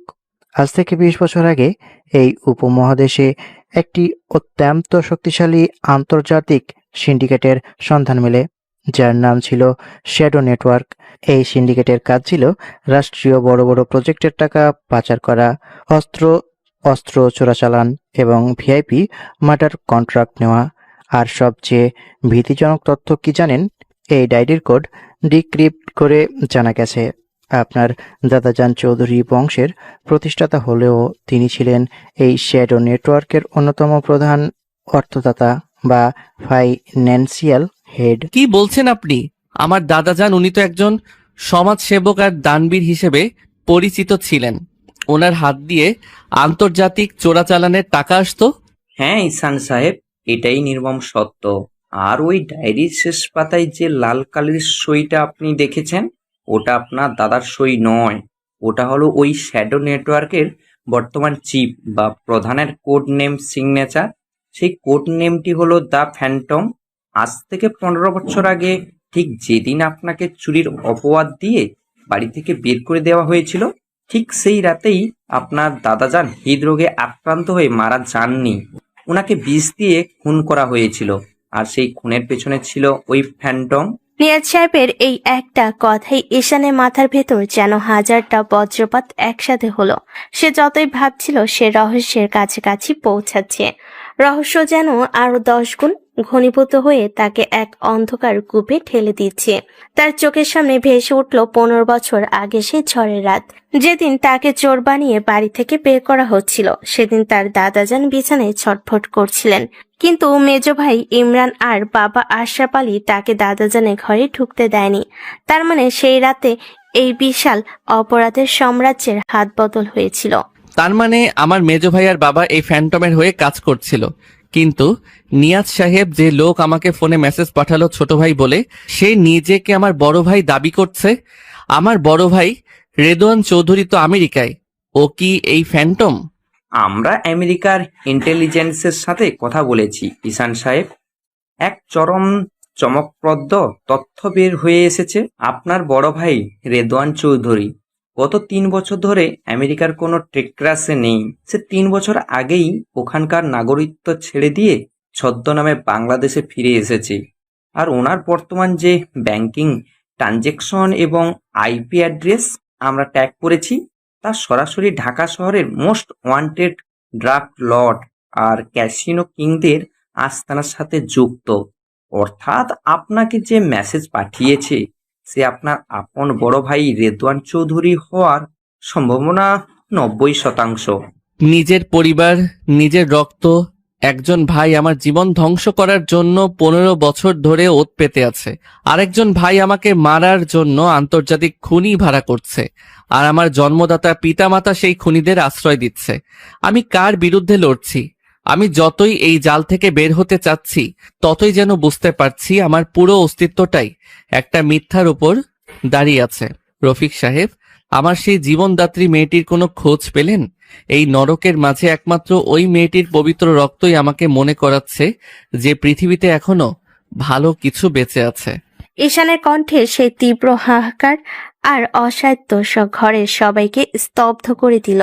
দেশের টপ কোটিপতি, যার এক ইশারায় হাজারো কোটি টাকার চুক্তি সই হয়, সে আজ নিজের পরিচয় আর পরিবারের সর্ষের ভেতরে ভূত দেখে দিশেহারা। ঠিক তখনই রফিক সাহেব তার ট্যাবলেট স্ক্রিনটি ঈশানের দিকে বাড়িয়ে দিলেন। স্যার, আপনি শান্ত হন। আমাদের আইটি টিম আর হ্যাকাররা সেই লাল সেডান গাড়ির নাম্বার প্লেট ট্র্যাক করে মেয়েটির পরিচয় বের করতে পেরেছে। মেয়েটির নাম তুলি। সে ঢাকা বিশ্ববিদ্যালয়ের একজন সাধারণ ছাত্রী। ওনার বাবা একজন অবসরপ্রাপ্ত সরকারি চাকুরিজীবী। ওনার অত্যন্ত সাধারণ এবং মধ্যবিত্ত পরিবার। এই দেখুন ওনার প্রোফাইল আর ছবি। ঈশান এক নজরে ট্যাবলেটের স্ক্রিনে থাকা তুলির মায়াবী আর শান্ত ছবিটার দিকে তাকালো। সেই চোখে কোনো লোভ নেই, কোনো রহস্য নেই, আছে এক অদ্ভুত পবিত্রতা। যে মেয়েটি কোনো প্রতিদানের আশা না করে হাইওয়ে রক্তাক্ত এক ভিখারি ভেবে তাকে বাঁচিয়েছিল, সে যেন এই মুহূর্তে ঈশানের এই অন্ধকার জগতের একমাত্র আলোর কণা। ঈশান ছবিটার ওপর হাত বোলালো। তুলি, খুব সুন্দর নাম। রফিক সাহেব, এই মেয়েটির উপর যেন কোনো আঁচ না আসে, কারণ আমার শত্রুরা যদি জানতে পারে যে এই মেয়েটির রক্ত আমার শরীরে বইছে, তবে ওরা তুলিকেও ছাড়বে না। আমাদের একটা টিমকে গোপনে তুলির সুরক্ষায় নিয়োজিত করুন। আর শুনুন, আমি এখনই তুলির সামনে যাব না। আগে এই ফ্যান্টম আর আমার তথাকথিত বড় ভাই রেদওয়ানের খেলাটা শেষ করতে হবে। নিয়াজ সাহেব, গোয়েন্দা বিভাগকে বলুন রেদওয়ানের ঢাকার আস্তানায় রেড করতে। আমি নিজে সেই অপারেশনে যাব। ঈশান সাহেব, রেদওয়ান চৌধুরীকে ধরা এত সহজ হবে না। সে জানতে পেরে গেছে যে আপনি বেঁচে আছেন এবং হাসপাতালে আছেন। আমাদের সোর্স বলছে যে আজ রাতেই ঢাকা ছাড়ার প্ল্যান করছে। আমাদের হাতে সময় খুব কম। সে ঢাকা ছাড়বে? ঈশান চৌধুরী বেঁচে থাকতে এই দেশের সীমানা পার হওয়ার ক্ষমতা ওনার নেই। রফিক সাহেব, আমার ব্ল্যাক স্যুটটা বের করুন। অনেক তো হলো ডিফেন্সিভ খেলা, এবার বাঘ খাঁচা থেকে বের হবে। আমার ভাইকে বুঝিয়ে দিতে হবে যে 15 বছর আগের অবহেলিত ছোট ছেলেটি আজ শুধু কোটিপতি নয়, সে এই শহরের নতুন ডন। ঈশান যখন তার ব্লেজারটা পরে গাড়ির চাবির দিকে হাত বাড়ালো, তখন বাইরে বৃষ্টির বেগ আরো বেড়ে গেছে। মেঘের গর্জনে যেন কেঁপে উঠল পুরো শহর। একদিকে তুলি সেই নিঃস্বার্থ ভালোবাসার টান, অন্যদিকে নিজে বড় ভাইয়ের পেতে রাখা মৃত্যুর জাল, আর দাদাজানের শ্যাডো নেটওয়ার্কের অন্ধকার ইতিহাস। সব মিলিয়ে ঈশান চৌধুরী এখন এক মহাযুদ্ধের মুখোমুখি। ঝুম বৃষ্টির রাতে রাজপথ কাঁপিয়ে ছুটে চলল 4টে কালো রঙের বুলেট প্রুফ SUV। মাঝের গাড়িতে পাথরের মতো শক্ত মুখে বসেছিল ঈশান। তার পরনে ব্ল্যাক স্যুট, চোখে এক বিন্দু ঘুম নেই। গোয়েন্দা বিভাগের দেওয়া তথ্য অনুযায়ী ঢাকার গুলশানের একটি পরিত্যক্ত আন্ডারগ্রাউন্ড ক্যাসিনো ডেরা থেকে রেদওয়ান চৌধুরী তার শেষ চাল চালার প্রস্তুতি নিচ্ছে। ঈশানের ডান পায়ে এখনো পট্টি বাঁধা, কিন্তু ক্ষতের যন্ত্রণাকে ছাপিয়ে তার মাথায় তখন ঘুরছে প্রতিশোধের তীব্র নেশা। গাড়িগুলো যখন নির্দিষ্ট লোকেশনে কাছাকাছি এসে থামলো, তখন চারপাশটা একেবারে থমথমে। নিয়াজ সাহেবের কমান্ডারেরা চারদিক থেকে ক্যাসিনো বিল্ডিংটা ঘিরে ফেলল। নিয়াজ সাহেব, আপনাদের টিম শুধু বাইরের ব্যাকআপ সামলাবে, ভেতরে আমি আর আমার পার্সোনাল সিকিউরিটি কোর ফোর্স ঢুকবো। 15 বছর পর বড় ভাইয়ের মুখোমুখি হতে যাচ্ছি, এই হিসাবটা ভাইয়ে ভাইয়ে চুকানো ভালো। ঈশান সাহেব, ভেতরে কিন্তু ভারী অস্ত্রধারী অপরাধীরা থাকতে পারে, একা যাওয়া বোকামি হবে। রেদওয়ান চৌধুরী অত্যন্ত ধূর্ত লোক। ধূর্তদের কিভাবে সোজা করতে হয় তা এই 15 বছরে আমি খুব ভালো করে শিখেছি। নিয়াজ সাহেব, রবিন, সাজ্জাদ, পজিশন নাও, দরজা ভাঙো। 1 সেকেন্ডের মধ্যে ঈশানের বডিগার্ডটা ক্যাসিনোর পেছনে লোহার গেটটা ব্লাস্ট করে ভেতরে ঢুকে পড়ল। চারিদিকে নিয়ন লাইটের আবছা আলো আর ধোয়ার মাঝে হুট করে বেশ কয়েকজন সশস্ত্র পাহারাদার গুলি চালাতে শুরু করলো, কিন্তু ঈশান এবার আর ডিফেন্স করার মুডে ছিল না। সে এক হাতে অটোমেটিক শটগান নিয়ে সোজা কাউন্টারে ফায়ারিং শুরু করলো। নিখুঁত নিশানায় একের পর এক পাহারাদার মাটিতে লুটিয়ে পড়তে লাগলো। ঈশান একটা বড় পিলারের আড়াল নিয়ে শরীরটাকে ঘুরিয়ে পেছনের দিকে শুটারকে ডেড স্পট করে দিল। তার প্রতিটি মুভমেন্ট ছিল বাঘের মতো ক্ষিপ্ত। রেদওয়ান, তুই নিজেকে ফ্যান্টম ভাবিস তো? লুকিয়ে না থেকে সামনে আয়। তোর ছোট ভাই আজ থেকে তোর নিজের ডেরায় এসে চ্যালেঞ্জ করছে। ক্যাসিনোর ভেতর বিশাল হলরুম পেরিয়ে ঈশান যখন ভিআইপি লাউঞ্জারের দরজার সামনে এসে দাঁড়ালো, তখন চারপাশে নীরব। সে লাথি মেরে দরজাটা খুলতে দেখলো ঘরের মাঝখানে একদম দামি চামড়ার চেয়ারের পিঠ ফিরিয়ে একজন লোক বসে আছে। লোকটার হাতে একটা জ্বলন্ত চুরুট আর টেবিলে রাখা একটা সচল ল্যাপটপ। ঈশান শটগান সোজা করলো, লোকটার মাথার পেছনে তাক করলো। খেলা শেষ রেদওয়ান ভাইয়া। অনেকদিন তো আমেরিকার নাম করে মাফিয়ার নেটওয়ার্ক চালালে, এবার হাত দুটো উপরে তোলো। চেয়ারটা ধীর পায়ে ঘুরে গেল, কিন্তু চেয়ারে বসা লোকটার মুখ দেখে ঈশানের হাতের শটগানটা সামান্য কেঁপে উঠল। কারণ এই লোকটা রেদওয়ান চৌধুরী নয়, লোকটা হলো ঈশানের বড় বোন জামাই আরিফ রহমান, যাকে সবাই একজন সাধারণ সরকারি ব্যাংকের কর্মকর্তা হিসেবে জানত। আরিফের মুখে তখন এক পৈশাচিক ও কুৎসিত হাসি। কিরে ছোট শ্যালক, বড় ভাইকে খুঁজতে এসে দুলাভাইকে দেখে চমকে গেলি? তুই ভাবছিস তোর মেজু ভাই ইমরান তোকে হিংসা করে, তোর বাবা তোকে অবহেলা করে, কিন্তু তুই জানতিস না এই চৌধুরী বাড়ির আসল ফ্যান্টম আমি। রেদওয়ানের ফোন, তার পাসপোর্ট, তার আইপি অ্যাড্রেস সবকিছু আমি ব্যবহার করে তোকে বোকা বানিয়েছি। আরিফ ভাই, আপনি আমার দাদাজানকে বিষ খাইয়ে মেরেছিলেন। এই শ্যাডো নেটওয়ার্ক আপনি চালাচ্ছেন? তোর দাদাজান যখন এই বিশাল সম্পত্তির উইল তোর নামে করতে চাইলেন, তখন আমি ইমরান আর তোর বাবাকে উস্কে দিয়ে তোকে চুর বানালাম। তুই তো চলে গেলি, কিন্তু বুড়ো তাও উইল বদলাচ্ছিল না, তাই ওনাকে দুনিয়া থেকে সরিয়ে দিতে হলো। আর আজ তুই যখন 1000 কোটি টাকার মালিক হয়ে ফিরেছিস, তখন ভাবলাম তোকে মেরে এই সব সম্পত্তি যদি তোর পরিবারের নামে আসে, তবে পরোক্ষভাবে সব তো আমারই হবে। লোভ মানুষকে কতটা নিচে নামাতে পারে আপনি তার প্রমাণ। কিন্তু আরিফ ভাই, আপনি একটা মস্ত বড় ভুল করে ফেলেছেন। আপনি ভেবেছেন আমি এখানে কোনো প্রমাণ ছাড়া এসেছি। আপনার এই পুরো স্বীকারোক্তি এখন লাইভ রেকর্ড হচ্ছে গোয়েন্দা বিভাগের হেডকোয়ার্টারে। রেকর্ড হয়ে কি হবে ঈশান? তুই কি ভেবেছিস আমি তোকে এখান থেকে জ্যান্ত বের হতে দিব? এই টেবিলের নিচে যে সুইচটা আছে, ওটা প্রেস করলেই পুরো বিল্ডিংটা বাতাসে উড়ে যাবে। তুই আর আমি একসাথেই মরবো। আরিফ যখনই টেবিলের নিচের সুইচের দিকে হাত বাড়াতে গেল, ঠিক তখনই ঘরের কাছের ছাদ ভেঙে দড়ি বেয়ে নেমে এলো সাজ্জাদ আর তার কমান্ডো দল। আরিফের হাতটা সুইচে পৌঁছানোর আগে সাজ্জাদ তার হাতে একটা নিখুঁত শট করলো। চিৎকার করে মাটিতে পড়ে গেল আরিফ। তার হাত থেকে চুরুটটা ছিটকে পড়ল। পুলিশ অফিসার নিয়াজ আহমেদ দলপ নিয়ে ঘরে ঢুকে আরিফকে হাতকড়া পরালেন। আরিফ রহমান, আন্তর্জাতিক অপরাধ চক্র পরিচালনা, খুন এবং রাষ্ট্রীয় সম্পদ চুরির দায়ে আপনাকে গ্রেপ্তার করা হলো। ঈশান সাহেব, আপনি ঠিক আছেন? আমি ঠিক আছি নিয়াজ সাহেব, তবে আমার ভেতরের একটা বড় ক্ষত আজ উপড়ে গেল। যে পরিবারকে আমি নিজের ভাবতাম, তার প্রতিটা মানুষ বিষাক্ত সাপের মতো আমাকে খুবলে খেতে চেয়েছে। রফিক সাহেব, আরিফের সব অ্যাকাউন্ট আর শ্যাডো নেটওয়ার্কের লকারগুলো সিল করার ব্যবস্থা করুন। জি স্যার, সব ব্যবস্থা হচ্ছে, কিন্তু স্যার আমাদের আইটি উইং থেকে একটা জরুরি মেসেজ এসেছে। আমরা যখন এখানে অপারেশন চালাচ্ছিলাম তখন এই শ্যাডো নেটওয়ার্কের একটা স্লিপার সেল জানতে পেরেছে যে আপনি তুলি নামের একটি বের খোঁজ করছেন। ওরা তুলির ক্ষতি করার জন্য অলরেডি ওনার বাড়ির দিকে রওনা হয়েছে। রফিক সাহেবের এই কথাটা শোনা মাত্র ঈশানের গায়ে রক্ত হিম হয়ে গেল। যে মেয়েটি নিজের রক্ত দিয়ে তার প্রাণ বাঁচালো, সে আজ তার এই নোংরা অতীতের কারণে বিপদে পড়তে যাচ্ছে। ঈশান এক মুহূর্ত সময় নষ্ট না করে শটগানটা ফেলে দিয়ে মেন গেটের দিকে দৌড় দিল। রফিক সাহেব, আমার গাড়ি বের করো। তুলির যদি কোনো ক্ষতি হয় তবে আমি পুরো শহর জ্বালিয়ে দেব। ও আমার জীবনদাত্রী, ওনাকে আমি কিছুতেই এই নরকের আগুনে পুড়তে দিতে পারি না। ঈশানের গাড়িগুলো তীব্র গতিতে এবার ছুটল তুলির বাসা বাড়ির উদ্দেশ্যে। ভোরে কুয়াশা ফুরে ঈশানের মনে তখন একটাই প্রার্থনা, তুলি যেন সুরক্ষিত থাকে। ভোরের ঘন কুয়াশা ভেদ করে ঢাকার জনশূন্য পলিটেকনিক মোড় পেরিয়ে মোহাম্মদপুরের এক শান্ত আবাসিক এলাকার দিকে তীব্র গতিতে ছুটে চলল ঈশানের কালো প্রাডো গাড়িটি।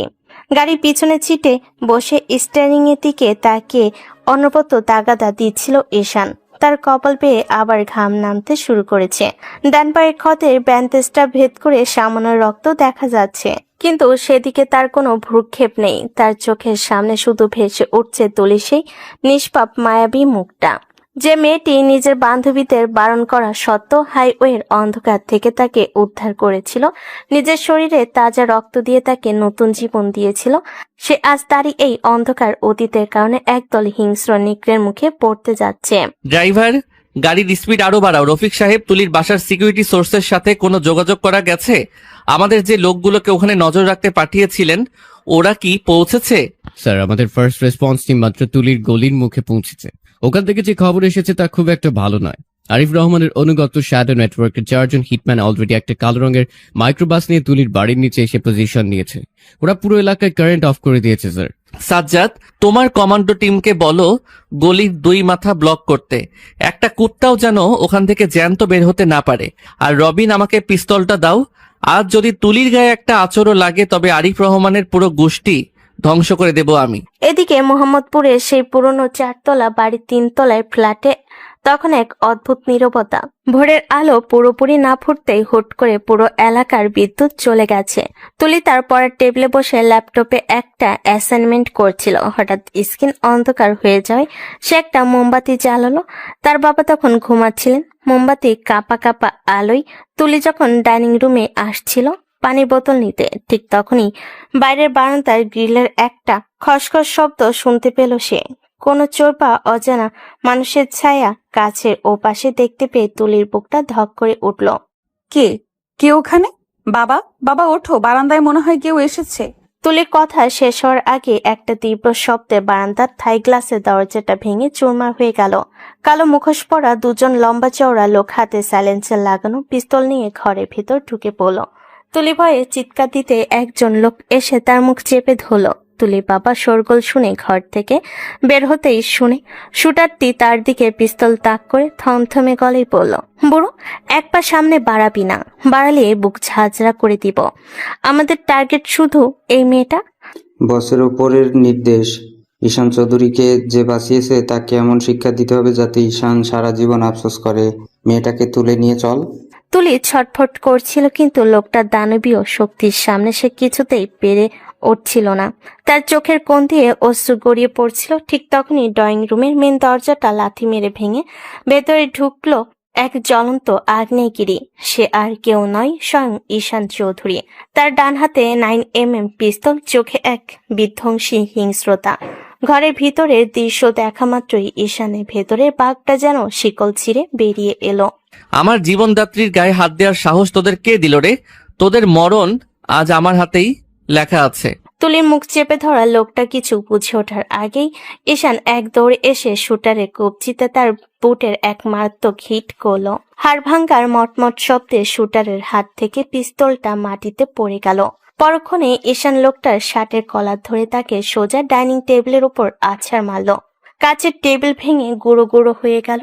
অন্য শুটারটি যখন ঈশানের দিকে পিস্তল তাক করতে গেল, ঈশান একটু সময় নষ্ট না করে মাটিতে রোল খেয়ে তুলির বাবার সামনে এসে দাঁড়ালো এবং 1 সেকেন্ডের পরপর দুটি ফায়ার করলো ঈশানের নিখুঁত বুলেট শুটারে 2 কাঁধে এফোর ওফর করে দিল। লোকটা চিৎকার করে মেঝেতে লুটিয়ে পড়ল। বাইরে ততক্ষণে সাজ্জাদ আর রবিনের কমান্ডাররা বাকি 2 হিটম্যানকে ধরে ফেলেছে। ঘরের ভেতর হুলুস আর গুলির আওয়াজ থামতেই পুরো ঘর জুড়ে এক নিস্তব্ধতা নেমে এলো। তুলি মোমবাতির আলো আর জানালার আবছা আলোয় ভালো করে তাকালো ঈশানের দিকে। কপালে সাদা ব্যান্ডেজ, চোখে তীব্র রাগ, কিন্তু তার দিকে তাকানোর পর সেই রাগ নিমিষেই এক অদ্ভুত মায়ায় রূপ নিয়েছে। তুলি চিনতে পারল এ তো সেই হাইওয়ের রক্তাক্ত যুবক যাকে সে নিজের রক্ত দিয়ে বাঁচিয়েছিল। আপনি সেই লোকটা যাকে আমি হাসপাতালে, কিন্তু এরা কারা? আর আপনি এখানে কিভাবে এলেন? হ্যাঁ তুলি, আমি সেই অভিশপ্ত মানুষ যাকে আপনি নিজের রক্ত দিয়ে নতুন জীবন দিয়েছিলেন। আমার নাম ঈশান চৌধুরী, আমার এই নাম আর আমার পেছনের অন্ধকার অতীত আজ আপনার জীবনকে বিপন্ন করে তুলেছিল। আমাকে মাফ করে দেবেন তুলি, আমি আপনার এই ঋণ কোনোদিন শোধ করতে পারবো না। ঈশান চৌধুরী, দেশের সেই বিখ্যাত শিল্পপতি, আপনি এত বড় লোক হয়েও কেন এভাবে শত্রুদের পেছনে ঘুরে বেড়াচ্ছেন? আর এরা কেন আমাকে মারতে চাইলো? কারণ আমার নিজের পরিবার, আমার নিজের রক্ত আমার সাথে বিশ্বাসঘাতকতা করেছে। কিন্তু আজ আমি আপনাকে কথা দিচ্ছি তুলি, আজ থেকে আপনার আর আপনার পরিবারের সুরক্ষার দায়িত্ব আমার পুরো সিকিউরিটি টিম এই বাড়ির চারপাশে থাকবে। আপনার একটা চুলে আঁচড় কাটার ক্ষমতাও এই দেশের কোনো অপরাধীর নেই। তুলি স্তব্ধ হয়ে ঈশানের দিকে তাকিয়ে রইল। যে মানুষটাকে সে সাধন ভেবে বাঁচিয়েছিল, সে যে এত বড় এক সাম্রাজ্যের মালিক এবং তার সুরক্ষার জন্য নিজের জীবন বাজি রেখে এভাবে ছুটে আসতে পারে, তা তুলির কল্পনার বাইরে ছিল। ঠিক তখনই নিয়াজ সাহেব গোয়েন্দা দল নিয়ে ঘরে ঢুকলেন এবং আহত শুটারদের নিজেদের হেফাজতে নিলেন। রফিক সাহেব এসে ঈশানের পাশে দাঁড়ালেন। স্যার, আরিফ রহমানের শ্যাডো নেটওয়ার্কের শেষ আস্তানাটা আমরা গুড়িয়ে দিয়েছি। গ্রামের চৌধুরী বাড়ির বাবা আশরাফ আলী আর মা রাহেলা বেগম এখন সম্পূর্ণ একা, এবং ওনারা ঢাকার উদ্দেশ্যে রওনা হয়েছেন আপনার সাথে দেখা করার জন্য। ওনারা নাকি শেষবারের মতো আপনার কাছে ক্ষমা চাইতে চান। ক্ষমা? যে মা বাবা নিজের সন্তানকে 15 বছর অবহেলা করে খুনিদের হাতে তুলে দিতে পেরেছে, তাদের ক্ষমা করার মতো বড় মন আমার নেই রফিক সাহেব। তবে চৌধুরী বংশের শেষ হিসাবটা আমি মেলাবো। তুলি, আপনি সাবধানে থাকবেন, আমি আবার আসব। শুধু আপনাকে ধন্যবাদ দিতে নয়, আমার এই নতুন জীবনের প্রতিটি ক্ষণও আপনার নামে উৎসর্গ করতে। ঈশান যখন ধীর পায়ে ঘর থেকে বেরিয়ে যাচ্ছিল, তখন ভোরের সূর্যটা মেঘের আড়াল থেকে উকি দিচ্ছে। তুলি বারান্দার ভাঙা কাছের পাশ দিয়ে নিচে তাকিয়ে দেখলো সেই কোটিপতি যুবকটি গাড়িতে ওঠার আগে একবার উপরে তার দিকে তাকালো এবং মাথা নিচু করে সসম্মানে বিদায় নিল। তুলির বুকের ভেতর তখন এক নতুন অনুভূতির জন্ম হয়েছে। তুলি ঈশানের এই যাত্রা এখনো শেষ হয়নি। মোহাম্মদপুরের সেই পুরনো ফ্ল্যাট বাড়িটার নিচে যখন 4টে দামি কালো গাড়ি স্টার্ট নিল, তখন সকালে নরম আলোয় চারপাশে কুয়াশা পুরোপুরি কেটে গেছে। তুলি বারান্দার ভাঙা গ্রিলটার পাশে এসে দাঁড়ালো। নিচে দাঁড়িয়ে থাকা বডিগার্ডদের বিশাল দল আর চারিদিকে কড়া নিরাপত্তা বলয় তাকে মনে করিয়ে দিচ্ছিল যে একটু আগে তার সাধারণ ড্রয়িং রুমে যে যুবকটি ঝড় তুলে চলে গেল, সে এই দেশের এক অদৃশ্য অধিপতি। তুলি মনের ভেতর এক অদ্ভুত তোলপাড় শুরু হয়েছে। সে যে সাধারণ মানুষকে স্রেফ মানবতার খাতিরে হাইওয়ের পাশ থেকে কুড়িয়ে এনেছিল, সে নাকি দেশের শীর্ষ কোটিপতি ঈশান চৌধুরী। নিজের শরীরে বইতে থাকা ঈশানের সেই ও নেগেটিভ রক্ত যেন এই মুহূর্তে তুলির ধমনীতে এক নতুন শিহরণ জাগিয়ে তুলল। তুলি জানে আজ থেকে তার এই মধ্যবিত্ত শান্ত জীবনটা চিরদিনের জন্য বদলে গেছে। বাবা, তুমি ঠিক আছো তো? লোকটার কথা শুনলে? ও নাকি ঈশান চৌধুরী। আমি তো বিশ্বাসই করতে পারছি না যে এত বড় বিপদের জাল ওনার চারপাশে বিছানো রয়েছে, আর ওনার শত্রুরা আমাকে মারার জন্য আমাদের এই ঘরে চলে এসেছিল। আমি ঠিক আছি মা, তবে ওই যুবকের চোখের পানি কোনো অপরাধ হিংস্রতা দেখিনি। দেখেছি আপনজনের দেওয়া চরম ক্ষতের যন্ত্রণা। তুই যার প্রাণ বাঁচিয়েছিস তুলি, সে কোনো সাধারণ মানুষ নয়। ওনার একটা শত্রুর যা ক্ষমতা, ওনার দেওয়া সিকিউরিটি ছাড়া আমরা এখন এক পাও বাইরে যেতে পারবো না। কিন্তু তুই কি সত্যি ওনার এই নতুন দায়িত্ব মেনে নিতে পারবি মা? বাবা, আমি যখন ওনাকে বাঁচিয়েছিলাম তখন ওনার পরিচয় জানতাম না। কিন্তু আজ যখন উনি নিজের জীবন বাজি রেখে আমাদের বাঁচাতে এই ঘরে ছুটে এলেন, তখন ওনার চোখের সেই মায়া আমি উপেক্ষা করতে পারছি না। উনি যতই কোটিপতি হন না কেন, ওনার এই একা লড়াইয়ে আমি ওনাকে আর একা ছেড়ে দিতে পারবো না। এদিকে ঢাকার গুলশানের প্রধান কর্পোরেট হেডকোয়ার্টারের ৫০ তলার কাজঘেরা আলিশান কেবিনে বসেছিল ঈশান। টেবিলের উপর সাজানো রয়েছে আরিফ রহমানের শ্যাডো নেটওয়ার্কের সমস্ত বাজেয়াপ্ত করা ফাইলের কপি। কিন্তু ঈশানের চোখ সেদিকে না, সে তার টেবিলের উপর রাখা তুলে সেই সাধারণ হাসি মুখের ছবিটার দিকে তাকিয়েছিল। জীবনে প্রথম সে অনুভব করলো তার এই ১,০০০ কোটি টাকার সাম্রাজ্যের চেয়েও মূল্যবান একটা সম্পদ সে খুঁজে পেয়েছে, সে হলো তুলি। ঠিক তখনই কেবিনের দরজা খুলে ভেতরে ঢুকলেন রফিক সাহেব। ওনার পেছনে অত্যন্ত ক্লান্ত এবং অপরাধীর মতো মুখ নিচু করে দাঁড়িয়ে আছেন আশরাফ আলী চৌধুরী এবং রাহেলা বেগম। স্যার, আপনার বাবা আর মা গ্রাম থেকে সরাসরি এখানে এসেছেন। ওনার গত 2 ঘন্টা ধরে বাইরে অপেক্ষা করছিলেন। আপনার সাথে কথা বলাটা ওনাদের জন্য খুব জরুরি। রফিক সাহেব, আপনি বাইরে যান। আর হ্যাঁ, তুলি সুরক্ষার আপডেট কি? ওনারা ঠিক আছেন তো?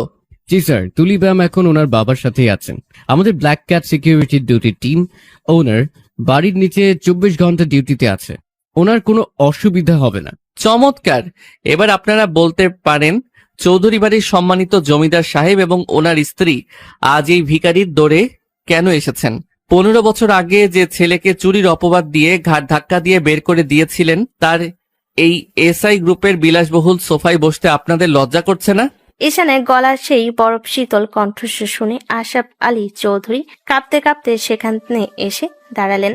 ওনার চোখ দিয়ে টপ টপ করে জল গড়িয়ে পড়ছিল। রাহেলা বেগম আর হাত ধরে রাখতে পারলেন না। তিনি সরাসরি ঈশানের পায়ের কাছে মেঝেতে বসে পড়লেন। যে মা কোনোদিন ঈশানকে বুকে টেনে নেয়নি, আজ সে নিজের মেজ ছেলে আর জামের পাপের শাস্তি ও রাজকীয় পতন দেখে পুরোপুরি ভেঙে পড়েছেন। ঈশান রে, আমারে তুই কোলাঙ্গার মা বলে একটা লাথি মেরে তাড়িয়ে দে বাবা। তাও এভাবে বলিস না। আমরা জানতাম না যে আরিফ আমাদের এত বড় সর্বনাশ করবে। তোর দাদাজানের খুনের সাথে আমরা জড়িত ছিলাম না রে বাবা। ইমরান আর আরিফ মিলে সব সাজিয়েছিল, আমাদের অন্ধ করে রেখেছিল টাকার লোভে। ঈশান, আমি তোর অপরাধী বাবা। আজ আমাদের চৌধুরী বাড়ির সমস্ত সম্পত্তি ব্যাংক সিল করে দিয়েছে। ইমরান জেলে, আরিফ ও গোয়েন্দা হেফাজতে। আমাদের বাধা গোজার কোনো ঠাঁই নেই। আমরা তোর কাছে সম্পত্তির ভাগ চাইতে আসিনি রে পাগল, শুধু মরে যাওয়ার আগে তোর এই মুখটা দেখে মাফ চাইতে এসেছি। মাফ?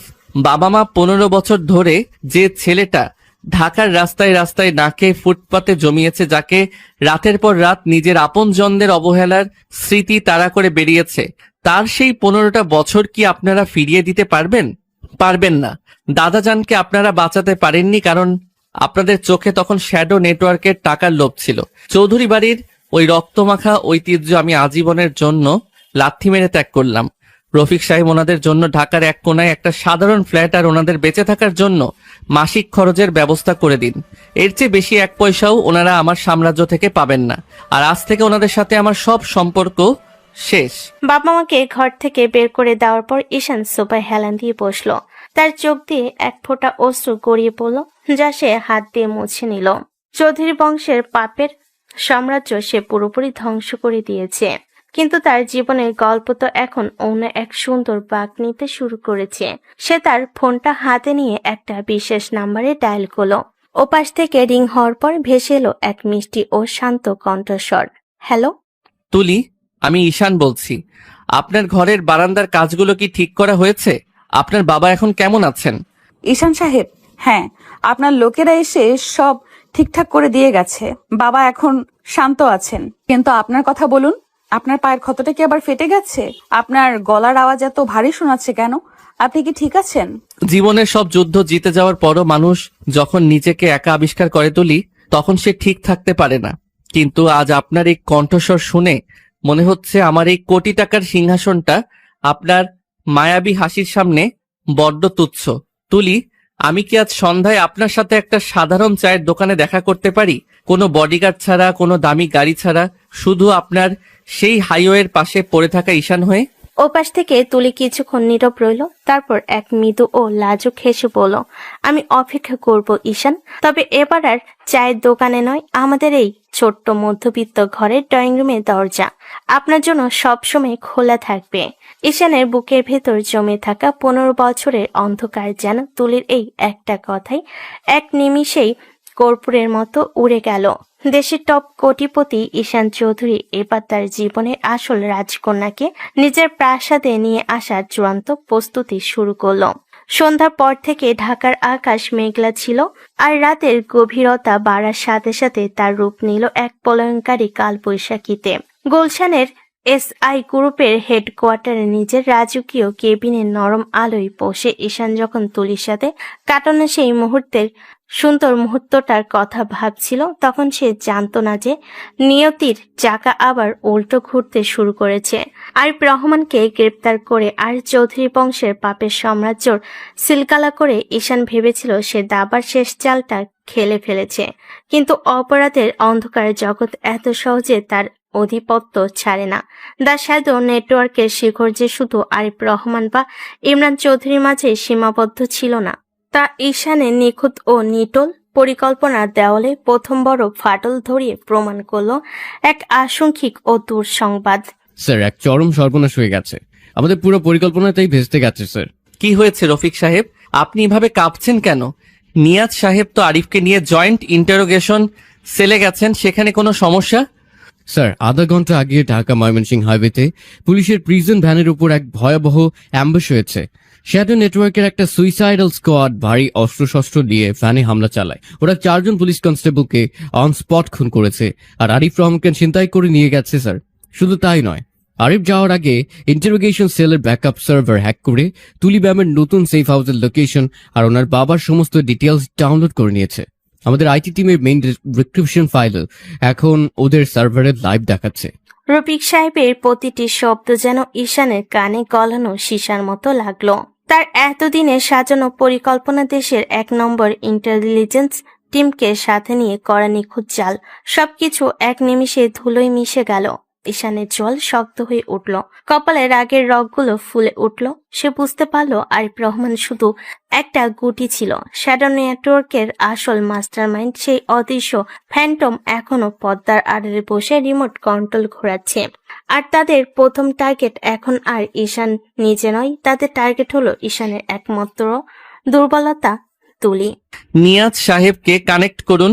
ওনার ডিপার্টমেন্টের ভেতরে কোনো ব্ল্যাক শিপ লুকিয়ে আছে, যে আমাদের প্রতিটা মুভমেন্ট আরিফের লোকদের কাছে পাচার করছিল। সাজ্জাদকে বলো মোহাম্মদপুরের তুলির বাড়ির সিকিউরিটি ফোর্সকে যেন এই মুহূর্তে অ্যালার্ট করে। আমি নিজে রওনা হচ্ছি। কিন্তু ঈশান যখন লিফটের দিকে পা বাড়াবে, ঠিক তখনই ওনার পার্সোনাল স্যাটেলাইট ফোনে একটা আননোন ইন্টারন্যাশনাল নাম্বার থেকে কল এলো। স্ক্রিনে কোনো নম্বর ভেসে ওঠেনি, শুধু লেখা প্রাইভেট কলার। ঈশান ফোনটা কানে নিতে ওপাশ থেকে ভেসে এলো এক যান্ত্রিক মডিফাই ও ভারী কণ্ঠস্বর। সেই হাসিতে কোনো মানবিকতা ছিল না, ছিল এক পৈশাচিক আনন্দ। কে ছোট ভাই ঈশান চৌধুরী?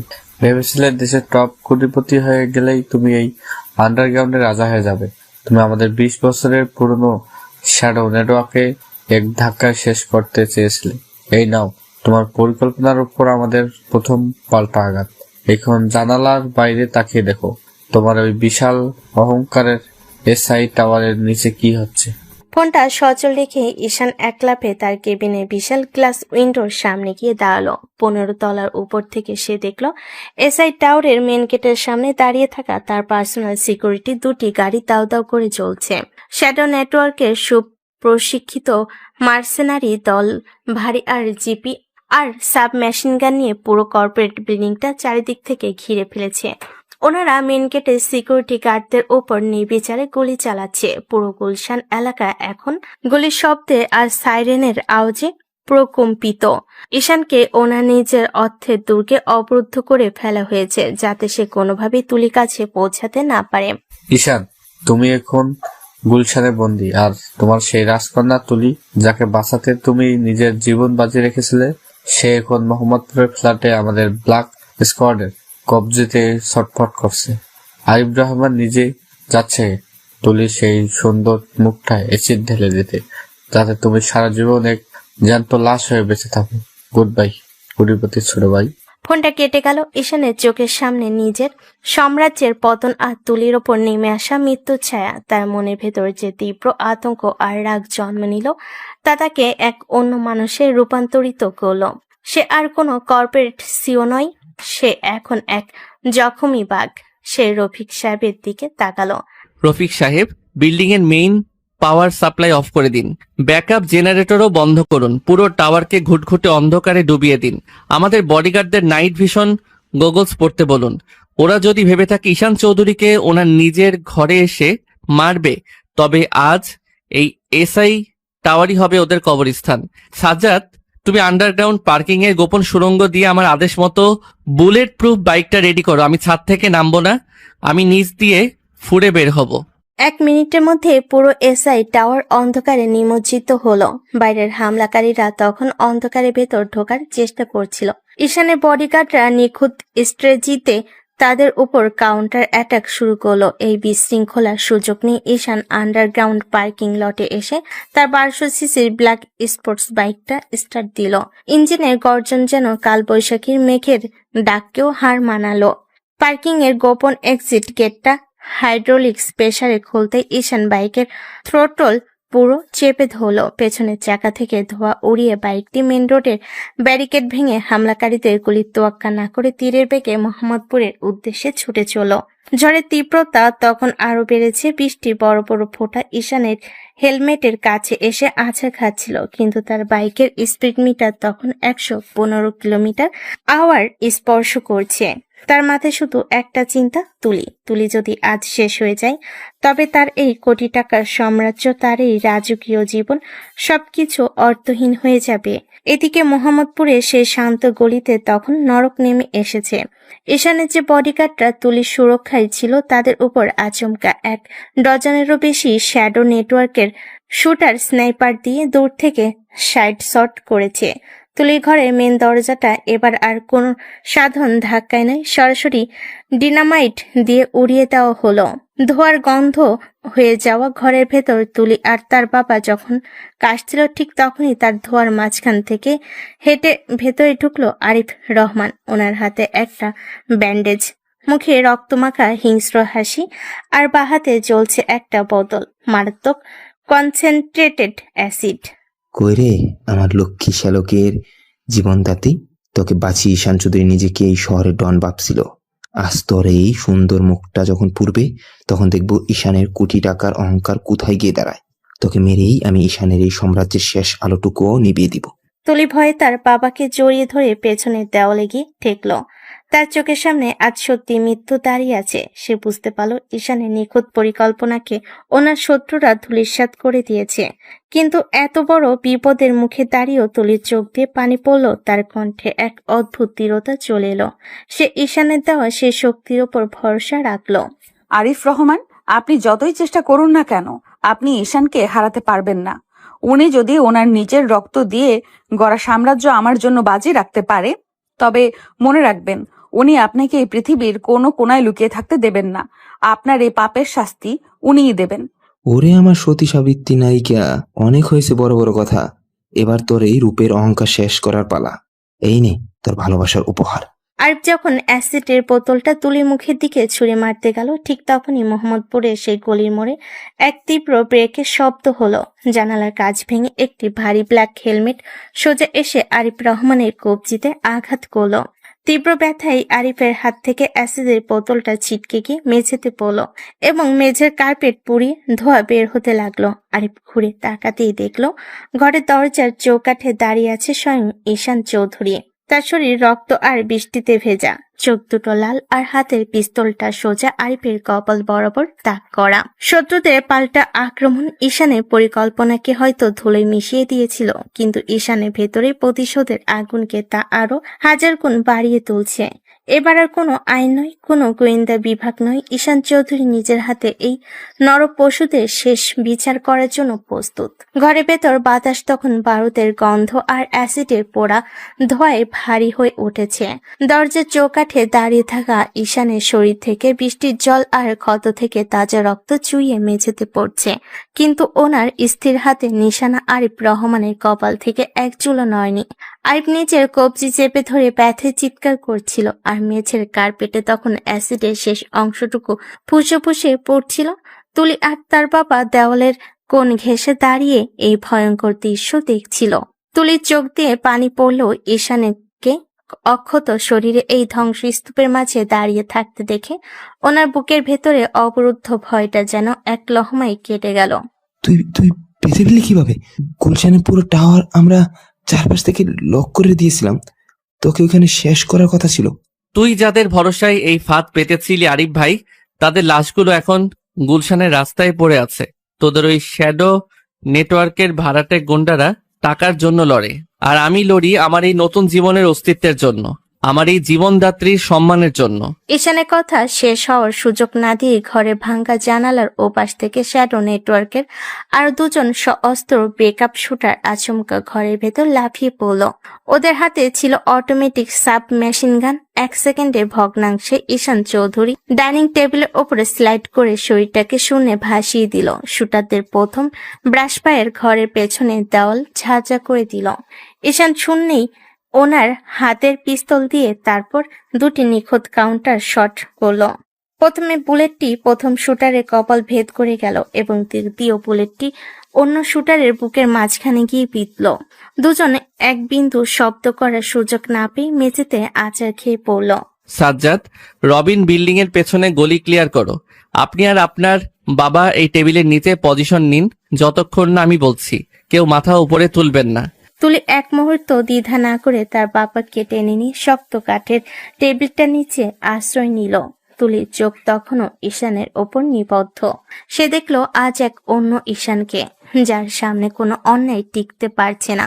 ঠিক তখনই আরিফ রহমান মেঝের ওপাশ থেকে একটি পড়ে থাকা পিস্তল তুলে নেওয়ার জন্য হাত বাড়ালো। ঈশান তা দেখে এক গ্রিপ লাথিতে পিস্তলটি ঘরের অন্য কোণায় ছিটকে ফেলে দিল এবং ওনার ভারী বুট দিয়ে আরিফের সেই ক্ষতবিক্ষত হাতটা সজোরে চেপে ধরল। হাড় ভাঙ্গার মটমট শব্দে আরিফ তীব্র আর্তনাদ করে উঠল। তুই ভেবেছিলি তুই ফ্যান্টমেন হয়ে চাল চালছিস? বল, তোদের সে আসল মাস্টার মাইন্ড এখন কোথায় লুকিয়ে আছে? এই ঢাকা শহরের কোন আস্তানায় বসে সে তোদের কন্ট্রোল করছে? আমি বলবো না। তুই আমাকে মারলেও ফ্যান্ডম তোকে ছাড়বে না। ও অলরেডি তোকে আর তোর এই মেয়েটাকে দুনিয়া থেকে সরিয়ে দেওয়ার নতুন স্কোয়াড রেডি করে ফেলেছে।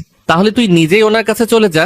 ঈশান আরিফকে কলার ধরে এক ঝটকায় তুলে জানালার সেই ভাঙ্গা কাচের ফ্রেমের দিকে ছুঁড়ে মারল।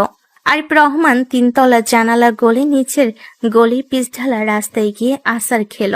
ঠিক সেই মুহূর্তে মোহাম্মদপুরের ওই পুরো গলি কাঁপিয়ে আবার কয়েকটা কালো মাইক্রোবাস এসে থামল। এবার আর কোনো ছদ্মবেশী শুটার নাই, বরং ফ্যান্টমের মেন কিলার স্কোয়াড গাড়ি থেকে নেমে সরাসরি ভারী রাইফেল দিয়ে পুরো ফ্ল্যাট বাড়িটা লক্ষ্য করে গুলি চালাতে শুরু করলো। কাচের টুকরো আর ইটের কণা ঘরের তোর বৃষ্টির মতো ছিটকে পড়তে লাগলো। ঈশান ওনার পকেট থেকে দুটি স্মোক গ্রেনেড বের করে সেফটি পিন দিয়ে টেনে খুলে ঘরের দুই কোণায় ছুঁড়ে মারল।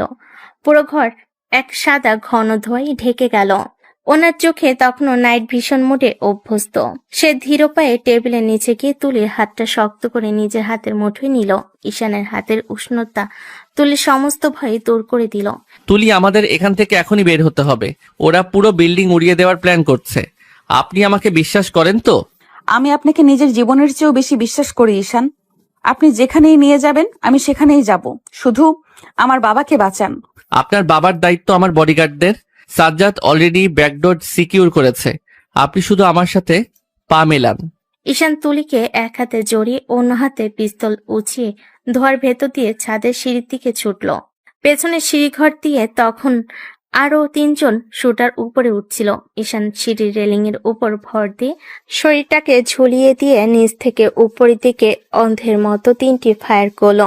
শুটাররা সিঁড়ি থেকে গড়িয়ে নিচে পড়ে গেল। ঈশান তুলিকে নিয়ে সোজা চারতলা ছাদের উপর চলে এলো। বাইরে তখন কালবৈশাখী ঝড়ো হাওয়া আর মুষলধারে বৃষ্টি। ছাদের উপরে এসে দাঁড়াতে ঈশান দেখলো আকাশের বুক চিরে একটি লোগোবিহীন কালো হেলিকপ্টার অত্যন্ত নিচু দিয়ে ছাদের দিকে এগিয়ে আসছে। হেলিকপ্টারের দরজা খোলা মাত্রই সার্চ লাইটের তীব্র আলো এসে পড়ল ঈশান আর তুলির ওপর। আর সেই দরজায় দাঁড়িয়ে এক হাত দিয়ে স্নাইপার রাইফেল তাক করে আছে এক রহস্যময়ী ব্যক্তি, যার মুখে একটি সিলভার কালারের মুখোশ। সে আর কেউ নয়, স্বয়ং দ্য ফ্যান্টম।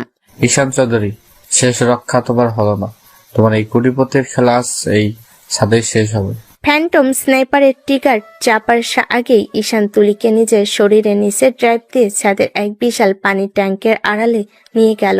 ফ্যান্টমের বুলেট ট্যাঙ্কের লোহার গায়ে লেগে ইস্পাক তৈরি করলো। ঈশান বুঝতে পারলো এই খেলা ছাদে ভারী হেলিকপ্টারের সামনে ওনার হাতের ছোট পিস্তল দিয়ে বেশক্ষণ টিকে থাকা যাবে না। ওনাকে এবার ওনার জীবনের সবচেয়ে বড় এবং ভয়ঙ্কর ঝুঁকিটা নিতে হবে। সে তুলির চোখের দিকে তাকালো, যেখানে শুধু ঈশানের জন্য ভালোবাসা আর ভরসা চকচক করছিল। কালবৈশাখী ঝড় হাওয়া আর মুষলধারে বৃষ্টির মধ্যে মোহাম্মদপুরে সে 4 তলা ছাদটি যেন এক রণক্ষেত্রে পরিণত হয়েছিল। সার্চ লাইটের তীব্র আলোয় পানির ট্যাঙ্কের আড়ালে তুলিকে নিজের শরীরে নিচে আগলে রেখেছিল ঈশান। হেলিকপ্টারের দরজায় দাঁড়িয়ে থাকা সিলভার মুখোশধারী ফ্যান্টম তখনও ওনার স্নাইপার রাইফেল দিয়ে অনবরত গুলি চালাচ্ছিল। লোহার ট্যাঙ্কে বুলেটের আঘাত লেগে আগুনের ফুলকি ছিটতে পড়েছিল চারপাশে। ঈশান জানতেন শুধু ডিফেন্স করে এই আন্তর্জাতিক অপরাধীর হাত থেকে বাঁচা অসম্ভব। ওনাকে এখন শেষ চালটি চালতে হবে। সে পকেট থেকে ওনার পার্সোনাল স্যাটেলাইট রিমোটটি বের করে একটি লাল বাটনে চাপ দিলেন। ফ্যান্টম, তুই ভেবেছিস আমি তৈরি না হয়ে তুলিকে নিয়ে এই খোলা ছাদে এসেছি? ওপরে তাকিয়ে দেখ, এই আকাশের মালিক এখন কে? ঈশানের কথা শেষ হতে না হতে মেঘে ঢাকা আকাশ চিরে তীব্র গতিতে ধেয়ে এলো বাংলাদেশ বিমান বাহিনীর 2টি অত্যাধুনিক গানশিপ হেলিকপ্টার, যা নিয়াজ সাহেবের বিশেষ গোয়েন্দা কমান্ডো টিম পরিচালনা করছিল। একই সাথে ছাদের দরজা ভেঙে ভেতরে ঢুকে পড়ল সাজ্জাদ, রবিন এবং 1 ডজন সশস্ত্র কমান্ডো। বিমান বাহিনীর গানশিপের ভারী লেজার লক হতেই ফ্যান্টমের পাইলট ভয় পেয়ে হেলিকপ্টার ঘুরিয়ে পালানোর চেষ্টা করলো, কিন্তু ঈশান ততক্ষণে ট্যাঙ্কের আড়াল থেকে বেরিয়ে এসে মাটিতে হাঁটু গেড়ে বসে ওনার হাতে বিশেষ স্নাইপার রাইফেল দিয়ে ফ্যান্টমের হেলিকপ্টারের রোটর ব্লেড লক্ষ্য করে 2টি নিখুঁত শট করলেন। তীব্র বিস্ফোরণে হেলিকপ্টারটি ছাদ থেকে কিছুটা দূরে এক পরিত্যক্ত খালি মাঠে গিয়ে আছাড় খেয়ে পড়ল। কমান্ডাররা দ্রুত সেই ধ্বংস স্তূপে গিয়ে ঘিরে ফেলে ফ্যান্টমকে। জীবিত অবস্থায় টেনে বের করলো। ওনার মুখে সিলভার মুখোশটা টান দিয়ে খুলে ফেলতেই রিয়াজ সাহেব চমকে উঠলেন। এই লোক আর কেউ নয়, চৌধুরী বংশের এক সময়কার প্রধান আইনি উপদেষ্টা এবং দাদাজানের পরম বিশ্বস্ত ব্যারিস্টার রফিকুল ইসলাম, যিনি গত 20 বছর ধরে পদ্মার আড়ালে থেকে শ্যাডো নেটওয়ার্কের সুতো নাড়াচ্ছিলেন। এই ঘটনার ঠিক 3 দিন পর নওগাঁর নিয়ামতপুরের সেই ঐতিহ্যবাহী চৌধুরী বাড়ির বিশাল উঠোনে এক অভূতপূর্ব সমাবেশের আয়োজন করা হয়েছে। গ্রামের হাজার হাজার মানুষ, এলাকার গণ্যমান্য ব্যক্তিবর্গ এবং দেশের শীর্ষস্থানীয় সংবাদ মাধ্যমের সাংবাদিকরা সেখানে উপস্থিত। আজ থেকে ঠিক 15 বছর আগে এই উঠোনের এক ঝড়ো রাতে এক নিষ্পাপ কিশোরকে চুরির অপবাদ দিয়ে পিটিয়ে গ্রাম থেকে বের করে দেওয়া হয়েছিল। আজ সেই উঠোনের মাঝখানে পাতা হয়েছে এক রাজকীয় মঞ্চ।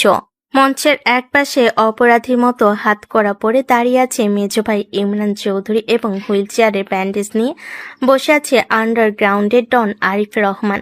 আর মঞ্চের সামনে মাথা নিচু করে দাঁড়িয়ে আছেন ঈশানের জন্মদাতা পিতা আশরাফ আলী চৌধুরী ও মা রাহেলা বেগম। বিশেষ আদালতের ম্যাজিস্ট্রেট এবং গোয়েন্দা প্রধান নিয়াজ আহমেদ যখন মাইকের সামনে এসে দাঁড়ালেন, তখন পুরো এলাকা নিস্তব্ধ হয়ে গেল। নিয়াজ সাহেব দাদাজানের সেই উদ্ধার হওয়া আসল ডায়েরি এবং ফ্যান্টম ব্যারিস্টার রফিকুলের জবানবন্দি সবার সামনে পাঠ করতে শুরু করলেন। আজ থেকে 15 বছর আগে চৌধুরী বাড়ির ছোট ছেলে ঈশান চৌধুরী ওনার দাদাজানের সিন্দুক থেকে কোনো টাকা বা গহনা চুরি করেননি। আসল সত্য হলো, ঈশানের দাদাজান যখন জানতে পারেন যে ওনার বড় জামাই আরিফ আর মেজর ছেলে ইমরান চৌধুরী আন্তর্জাতিক অপরাধ চক্রে শ্যাডো নেটওয়ার্কের সাথে যুক্ত হয়ে দেশের টাকা পাচার করছে, তখন তিনি ওনার সমস্ত বৈধ সম্পত্তি আর জমিদারি ছোট নাতি ঈশানের নামে উইল করে যান। এই উইলটি ধামাচাপা দেওয়ার জন্য এবং ঈশানকে চিরদিনের জন্য দাদাজানের কাছ থেকে দূরে সরাতে আরিফ আর ইরমান মিলে ওনার পড়ার টেবিলে দাদাজানের সিন্ধুকের গহনা লুকিয়ে রেখে চুরির এক মিথ্যা নাটক সাজিয়েছিল। আজ আইনি ও বৈজ্ঞানিক তদন্তে প্রমাণিত যে ঈশান চৌধুরী সম্পূর্ণ নির্দোষ এবং চৌধুরী বংশের একমাত্র বৈধ উত্তরাধিকারী। নিয়াজ সাহেবের এই ঘোষণার সাথে সাথে পুরো গ্রামবাসী করতালি দিয়ে উঠল। মেজ ভাই ইমরান আর আরিফ রহমানের দিকে তাকিয়ে গ্রামের মানুষ থুতু ফেলতে লাগলো। নিজের মা রাহেলা বেগম আর বাবা আশরাফ আলী চৌধুরী তখন কান্নায় ভেঙে পড়ে নিজেদের ভুল বুঝতে পারলেন। ওনারা বুঝতে পারলেন যে সন্তানকে ওনারা পথের ভিখারি বানিয়ে তাড়িয়েছিলেন, সে আজ নিজের যোগ্যতার সততাই দেশের 1 নম্বর কোটিপতি হয়ে ফিরে এসেছে, আর ওনাদের লোভী সন্তানরা আজ ওনাদের রাস্তায় বসিয়েছে। ঠিক তখনই একটি বিলাসবহুল রাজকীয় গাড়ি এসে চৌধুরী বাড়ির তোরণের সামনে থামল। গাড়ির দরজা খুলে ধীর পায়ে নেমে এলেন ঈশান চৌধুরী। আজ ওনার পরনে কোনো যুদ্ধের পোশাক নেই, পরনে এক চমৎকার সাদা শেরওয়ানি। গাড়ি থেকে নেমে ঈশান নিজের অন্য পাশের দরজাটি খুলে দিলেন এবং পরম মায়ায় যার হাত ধরে নামিয়ে আনলেন সে আর কেউ নয়, আমাদের গল্পের আসল নায়িকা তুলি। তুলির পরনে লাল বেনারসি শাড়ি, কপালে ছোট্ট টিপ আর চোখে এক অপার্থিব সুখের আলো। তুলির বাবাও ওনাদের সাথে গাড়ি থেকে নামলেন। ঈশান ধীর পায়ে ওনার মা বাবার সামনে এসে দাঁড়ালেন। রাহেলা বেগম ঈশানের হাত ধরে কেঁদে উঠলেন। বাবা ঈশান, আমাদের তুই মাফ করে দে, আমরা তোকে চিনতে পারিনি, আমাদের সমস্ত অহংকার আজ ধুলোয় মিশে গেছে, তুই আজ এই বাড়ির মালিক, আমাদের তাড়িয়ে দিল, আমাদের কোনো ক্ষোভ নেই বাবা। আমি আপনাদের তাড়িয়ে দেব না মা। যে চৌধুরী বাড়ির নামে এই নোংরা অপবাদ আর অপরাধ মিশেছিল, আমি আজ এই পুরো জমিদারি আর চৌধুরী বাড়িটাকে একটি সরকারি ট্রাস্টের অধীনে দান করে দিলাম। আজ থেকে এই বিশাল বাড়িটি হবে একটি আধুনিক এতিমখানা এবং কৃষি গবেষণাগার। আর আপনাদের থাকার জন্য আমি ঢাকার যে ফ্ল্যাটটা দিয়েছি, আপনারা সেখানেই সসম্মানে শেষ জীবনটা কাটাবেন। চৌধুরী বংশের পাপের অধ্যায় আজ এখানেই শেষ হলো। জমিদারি আর লোক দেখানো অহংকার ত্যাগ করে ঈশান যখন তুলির দিকে তাকালেন, তখন ওনার চোখে আর কোনো প্রতিশোধের আগুন ছিল না, ছিল এক মহাসমুদ্রের মতো শান্ত ভালোবাসা। সে তুলির হাতটা নিজের হাতের মুঠোয় নিয়ে সবার সামনে ঘোষণা করলেন, 15 বছর আগে এই গ্রাম আমাকে একলা করে তাড়িয়ে দিয়েছিল। আমি 1000 কোটি টাকা কামিয়েও শান্তিতে ঘুমাতে পারিনি।